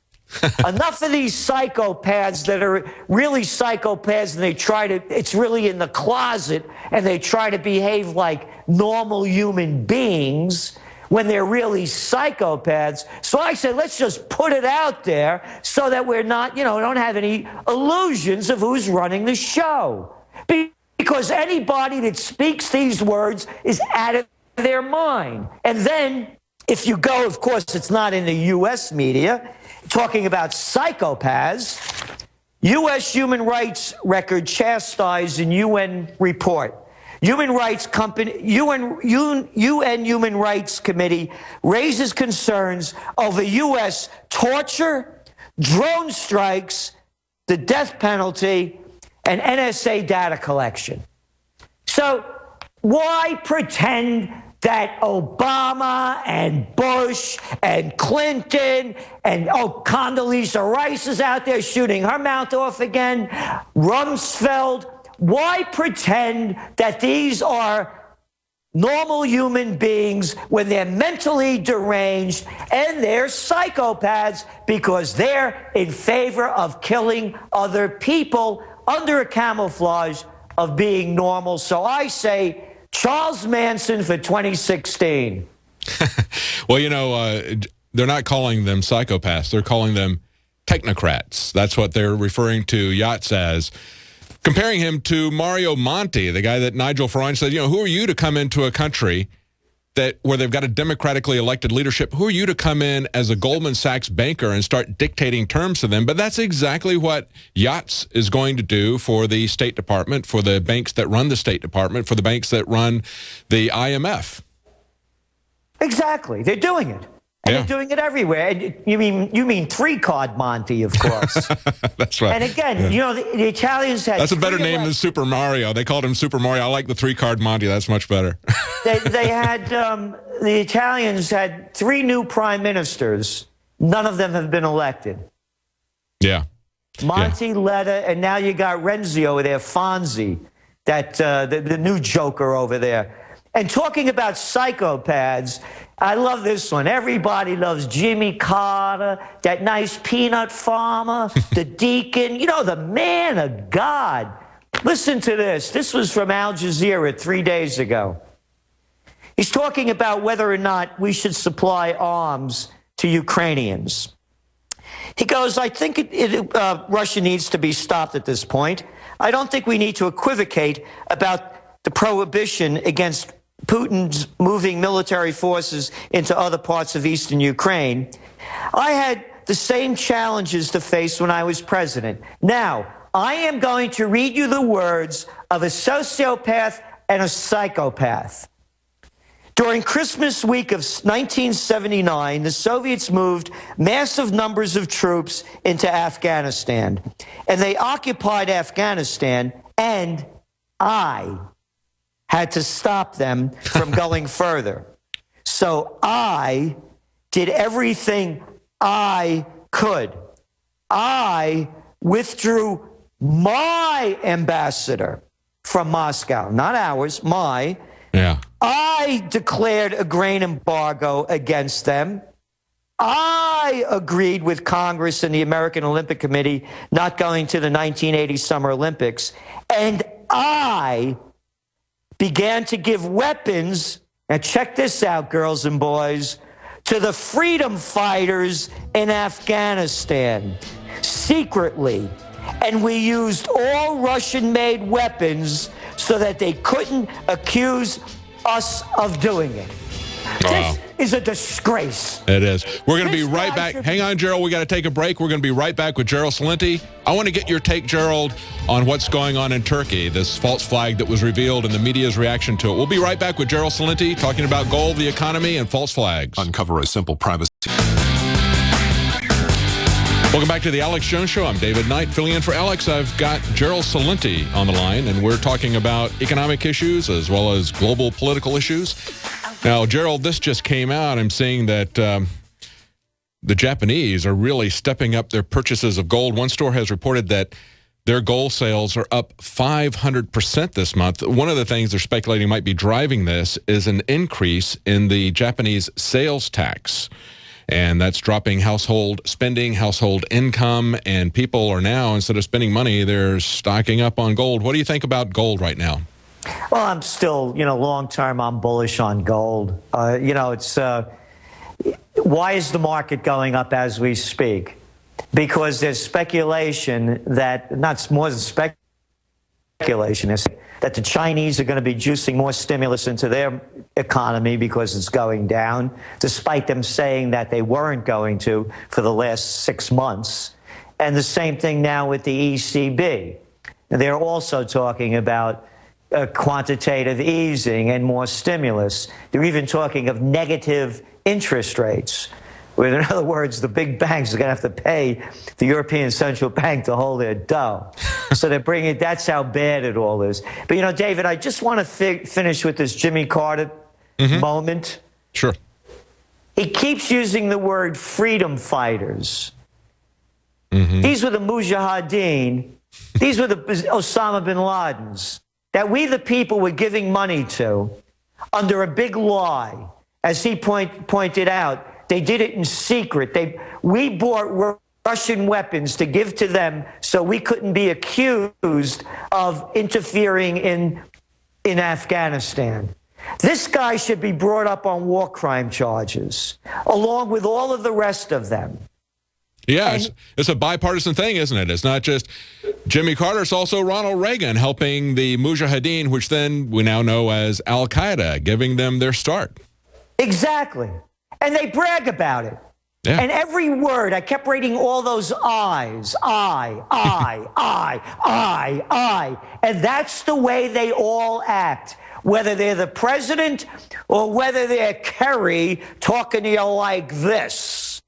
That all we are a bunch of serfs and slaves, and they are in charge of the whole show. I was listening to what they did to that poor family that had that bus company. Yeah. And then you pick up the papers, Financial Times, headline, banks hit by $100 billion in U.S. legal settlements since crisis. Wow. $100 billion. Last year, by the way, the 6 major banks, they got a profit of $76 billion.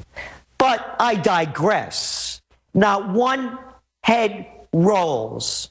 But you better fill out those logs and don't jaywalk. Yeah. You saw what they did to that girl down in your territory over there. Oh, yeah.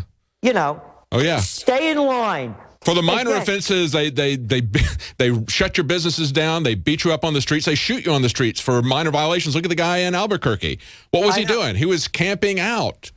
That's a capital offense now because, I don't understand what's going on, but they get increasingly draconian. You're talking about how egotistical they are. I think a good measure of that is the executive orders. Look at how they've gone up exponentially under each president. I know.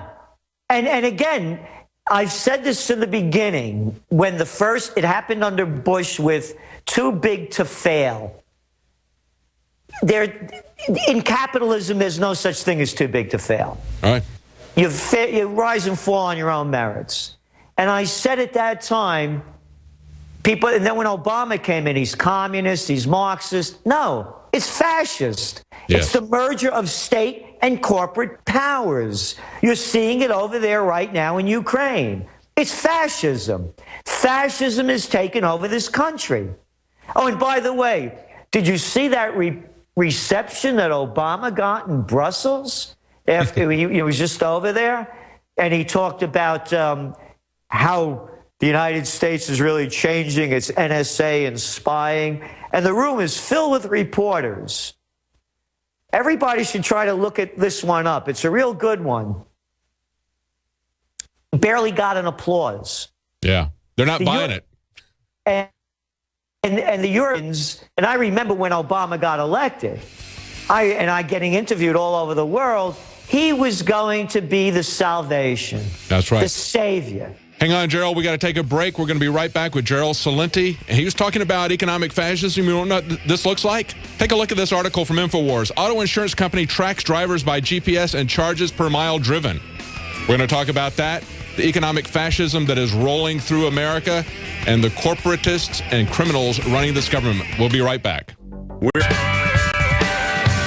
Welcome back to the Alex Jones Show. I'm David Knight filling in for Alex. I've got Gerald Celente on the phone. We've been talking about false flags, about the IMF, the Ukraine, bankers. We're going to talk to him about some other economic issues. Before we get started, though, we were just talking earlier in the show about the attacks from MSNBC, Chris Hayes attacking Dan Bidandi, and a real journalist with real courage to get up and ask tough questions of the government.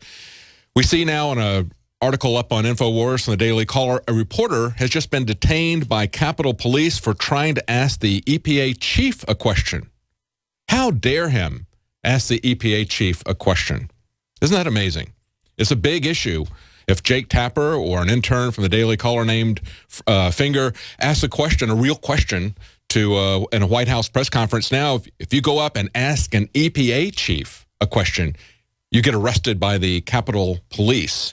That's the state of where we are in this country.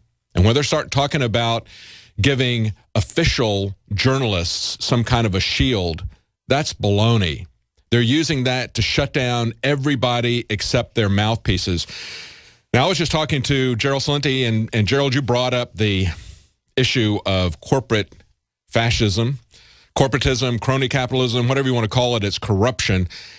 Listen to this story that Kit Daniels just put up on Infowars.com. An auto insurance company in California is tracking drivers by GPS and charging them per mile driven. Now, we've talked a lot about taxes per mile driven and how as they've pushed people to become more and more fuel efficient with gasoline, they're losing gasoline revenue, so they've got to keep those taxes on us. So now they're going to start with the black boxes, seeing how many miles we drive and taxing us by the mile, but they're not waiting for that. In California, they had the insurance commissioner there, Steve Posner, green-lighted a per-mile insurance pricing way back in 2009. Now it's happening. Here we are, 5 years later. We've got a California insurance company that is wirelessly sending mileage data to the insurance company that charges a base rate of 2 to 5 cents a mile. There we go. And can even record the route driven by the policyholder. They'll probably look at your speed and write you up and increase your insurance rates based on the speed you're driving to. Who knows what they can do? Because these guys are acting like the government, aren't they, Gerald? So what we've seen with Obamacare. Obamacare is nothing but corporate fascism written to transfer massive wealth transfer from the American people to these corporate fascist insurance companies who've been in bed with the government for the longest time. We see it for the longest period of time in the automobile side, but now we're seeing it in healthcare, right? Yes, and they're putting the small doctors out of business. The conglomerates are all taking over, buying out doctors' businesses all over the country. And you can no longer, just like there's no more retail stores virtually. I think we lost 65,000 retail outlets, private small businesses since 2008. Everything's being consolidated into the hands of the few. It's not that the government is doing what the corporations want. The corporations are the government. Yeah. All the gang of 535, as senators and congressmen are, they're just the wise guys for the corporations and the banks. Everything has been consolidated. It's slave-landia. That's all it is. It bothers me a lot to, yeah, and Gerald, you know, it bothers me a lot to see this auto insurance situation here, because when they were talking about forcing people to buy health insurance from the government, you had the liberals say, well, we've been forcing people to buy automobile insurance for a long time. What's the matter with that? I said, yeah, we shouldn't be forcing people to buy automobile insurance. Now they're charging people by the mile driven, and they're gonna basically put us out of our cars once they have self-drive cars. They're going to raise your rates so high you won't be able to drive a car anymore. You're going to have to buy one of their, if you want to afford the insurance, you're going to buy one of their self-drive cars. Well, again, you know, it's the takeover. As I said, when the bailouts first began, the too big to fails, the headline that we wrote when this first happened under Bush was D.C. heist Wall Street hijacks Washington. Yeah. That's all it is. It's a hijack. And all we're the slaves in slave land here to keep their trip going. Look, when I was a young guy, there were no such thing as hedge funds. There were no private equity groups. There were no venture capitalists. This is all being monopolized by the hands of a few. Look at the numbers. What do you have in the United States? You have 400 people that are in control of $2 trillion. Oh, yeah. So, you know, we're just working, you know, this is better than a plantation economy because you don't even have to house or feed us. That's right. Look at the LIBOR scandal. Look what these guys can get away with. It's absolutely amazing. As bad as TARP was, as bad as everything that happened in 2008, 2009, they just keep piling on scandal after scandal. When we see this kind of stuff, when we see these kind of astronomical numbers of billions of trillions of dollars involved in these LIBOR scandals, what do you make of these banker suicides, Gerald? Well, you know, before we get on to that one, go on to the Forex. This is the currency market. Yeah. $3 trillion a day traded. And, of course, there are those scandals going on as well. And then, of course, you know, before I get on to that, you asked me about gold before, and I talked about the stimulus that's going on now in China and the ECB. The point that I want to make, David, that the more stimulus that they push in, the more they're going to be devaluing currencies. Mm-hmm. The more they devalue currencies, the higher the price of gold is going to go. So what's going on now is that China and the ECB are now fronting for the Fed. So the Fed's saying we're tapering while they're juicing on the other side. You know, so watch the fingers. They never leave the hand, you know? So the same thing is going on. The banker suicides. Wall Street Journal just came out with a story a couple of days ago about one of the bankers that committed suicide in London. He's from Chicago originally, and he was with Deutsche Bank. Mm-hmm. He's left multiple suicide notes. They will not release them. And in interviews by journalists, they're hearing that the guy was freaking out because of the pressure on him that was mounting about the scandals going on behind the scenes. And again, it's not fiction. $100 million worth of fines. These are criminal acts. But I got a better name for him. We're going to call it misdeeds. How about mis-selling? How about misrepresented? You know, so of course these guys, and then mistakes were made. Mistakes were made, weren't they, Gerald? Yeah, oh yeah, and we're going to correct them. We're going to correct them. And so these guys are under pressure, obviously, when you read a story like that. But here's really the thing, David. How many more fines have to be paid? How much more of this corruption has to be exposed? So what? Some more guys kill themselves? It's there in front of everybody now. The facts are in front of everyone now to see what a criminal operation they call the banking system is. Oh, yeah. We've had a whistleblower from HSBC, and of course they were caught laundering a great deal of money for the drug cartels as well as for groups that have been identified as terrorist organizations by the American government. And they got this slap on the wrist, and the Eric Holder Justice Department said, oh, we can't really shut them down. They're too big, right? They're too big to jail. And at the same time they were doing that, they said, we're going to hire more people to watch these money transfers. And the whistleblower that we had was one of the people that they hired. And he said that they were putting stuff into their databases to make sure that certain keywords are not being flagged. So they would basically put a space in a word that would be a keyword, or they put a period in the word to make sure that didn't happen. It was a joke. They continued doing the same thing they've been doing. Why? Because they've never been punished for it. Because Eric Holder is a joke. Yes. Yeah. Oh, absolutely. When he said too big to jail. Mm-hmm. You know, that if we clamp down on these big banks, it might destabilize the world economy, I tell you. That's basically what he said. Yeah. So again, don't run a bus company with a family operation. Don't jaywalk. Don't speak. The other night, where we're out, we're driving. The cop, they pulled us over. The woman had a bright lights on. They'll bust your chops for anything. Yeah. Oh, yeah. Hey, this is what we're paying for. They turn this into a police state. It's fascism. And if the people, again, the elections are coming up, what are you going to vote for, the Republican gang or the Democratic gang? It's a two-party political mafia. Yeah, we've just seen, just yesterday, we saw that the Republicans in the House started moving FISA reform to the Intelligence Committee away from the Judiciary Committee, because the Judiciary Committee has been concerned about these civil liberties abuses. So they move it over to the guys who've been the cheerleaders for this kind of action all along. That's what we're seeing from the Republicans. That's what we see from people like Mike Rogers, Michelle Bachmann, Boehner. These are guys who are writing the laws. These are guys who are aiding and abetting these criminals who are violating the Fourth Amendment for everybody, for everyone.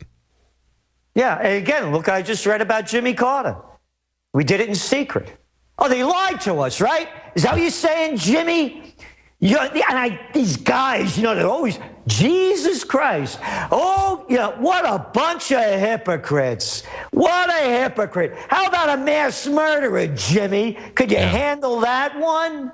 That's right. That's right. It's very sad to see people who profess to be Christians so bloodthirsty. I remember when Ron Paul went to the Republican Party and got booed because he quoted Jesus. I mean, these people wear their Christianity as a wolf wears sheep's clothing, is the way they're wearing it.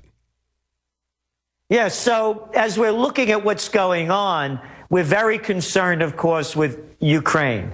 I mean, this thing it's these sanctions, as Ron Paul said, are in effect an act of war, because you're stopping people from doing business. And they're building the acts of war.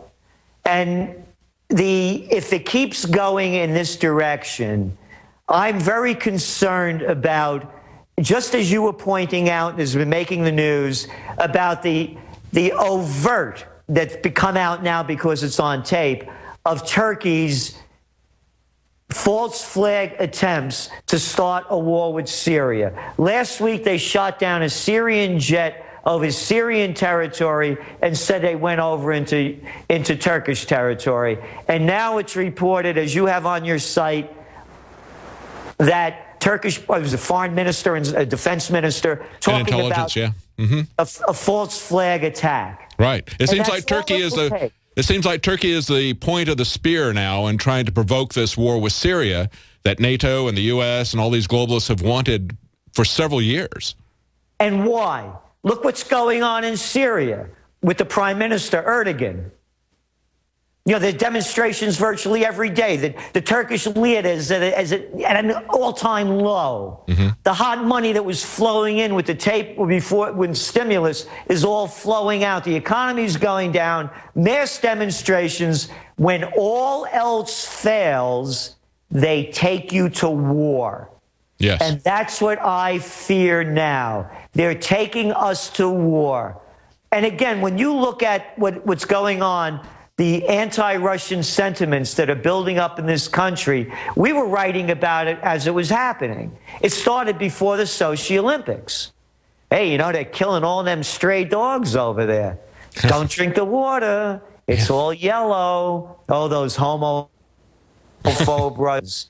Oh, the toothpaste bomb. Don't get on a plane. Go into Sochi. From credible sources, we found out they have toothpaste bombs. You can't make this crap up. A toothpaste bomb? I got a better one.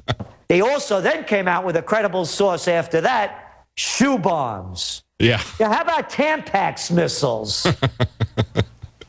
Well, one of the things that this guy in Turkey said, this is actually a quote when he was exposed plotting a false flag attack on his own soldiers in his own territory in order to start a war with Syria and blame it on Syria. He said, this incident reveals the level of cyber and electronic threats posed against our country. Why? Because they put it up on YouTube. These rings of treason behind this act are enemies of our state and nation. They've already shut down Twitter and they shut down YouTube because that is a cyber threat to them. When YouTube is a cyber threat to you, you've got problems in the government, don't you? And what you're looking at, David, when you read the sickness of this guy's mind, this is going on around the world. And this is very reminiscent of World War I, where you had deranged people, sick people, both in military and in government, that started a totally useless, needless war that slaughtered millions, tens of millions, and destroyed Europe just as it was growing culturally and scientifically, and in so many wonderful ways destroyed it and set the stage for what's going on now. And it's being repeated again. Who in their right mind could listen to that little guy over there in France, Hollande? You want to see a little geek? You missed him? Go over and watch Cameron.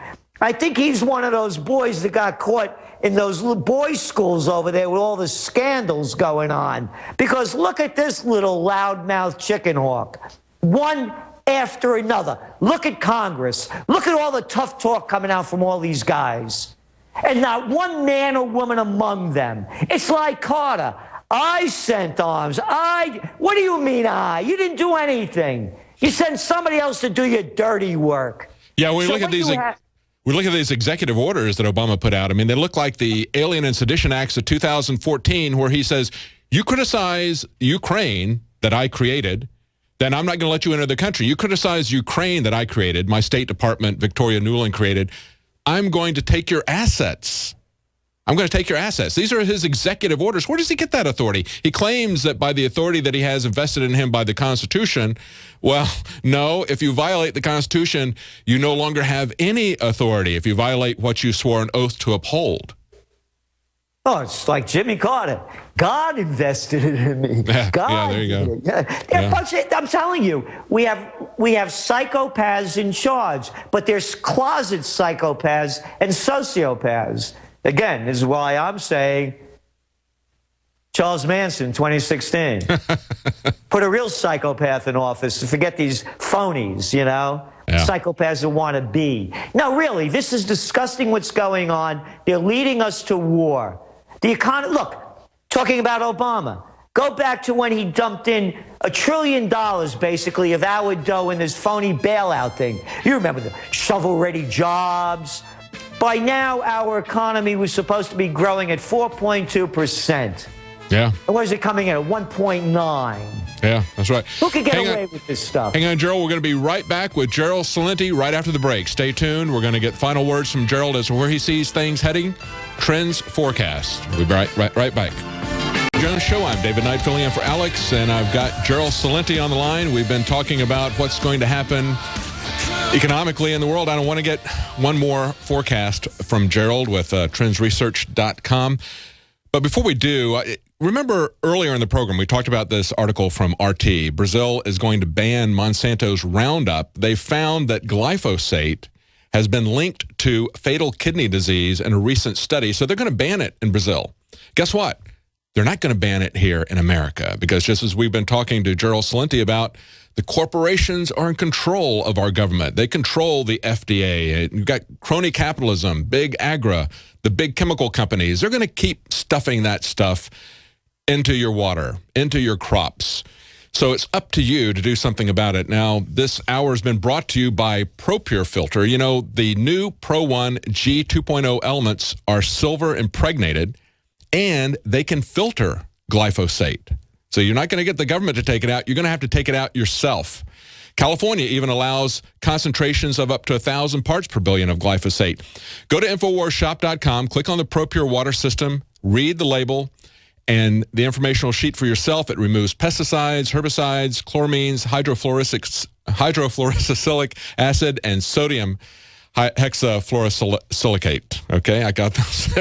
Get the toxins and heavy metals out of your water today. And get a 10% discount with Water 10. That's right. Those things that you can't pronounce, those things that I can't pronounce, you don't want to be eating those. That's bad. It's really bad. If it's so long that you can't pronounce it, that I can't pronounce it, don't drink it. Gerald, what do you want to tell us? What do you think things are headed? What do you think is going to happen with interest rates. You think they're going to go up before the election, or are they going to spike them after the election? What's your... Well, they have to go up. They're going to go up. And when interest rates go up, the economy goes down. It's as simple as that. This was an interest rate recovery. You see it already with housing sales. The more the 30-year mortgage goes up, the sales go. It's as simple as that. And it's the same thing with autos and on and on and on. It's the low interest rates. When interest rates go up, the economy down, period, paragraph. And that's why I believe they're going to come out with another stimulus program. Maybe they'll call it Yellonomics or something, under a new name. And the things to watch, again, are what's going on around the world, not only, of course, in Ukraine. It's not making the news. Tens of thousands of Spanish students are out in the streets as we speak. There's been protests last week, millions throughout Spain protesting, and in Portugal, not making the news at all. You have youth unemployment around the world, India crisis. China, 25% of the college grads can't find jobs other than working in a slave factory. So what we're seeing here is a buildup of pressure. What will be the false flag that ignites it? Oh, by the way, they had a run on a Chinese bank the other day. Barely made the news. And of course, they quiet it right down. So China's biggest fear, by the way, is its people. They got 1.2 billion of them, and to get them out of control, you're in a lot of trouble. That's right. And then we're watching in Japan, which you mentioned about the gold rush going on because sales tax are going up. And you have this Abe over there that keeps banging the war drum against China on the disputes in the South China Sea. So these are the things to really be keyed into. And I want to mention this. We're coming out with the new Trends Journal in mid-April. And one of the focuses that we're working on is we're starting an Occupy Peace movement. It's going to be occupypeace.us. It's only for Americans. Every country should have their own. And it's based on 3 simple words. No foreign entanglements. Yes, yes. Boy, I second that. That's Gerald Celente, trendsresearch.com, and that magazine is Trends Journal. Join us tonight for the Nightly News. Thank you, Gerald. Thank you, David.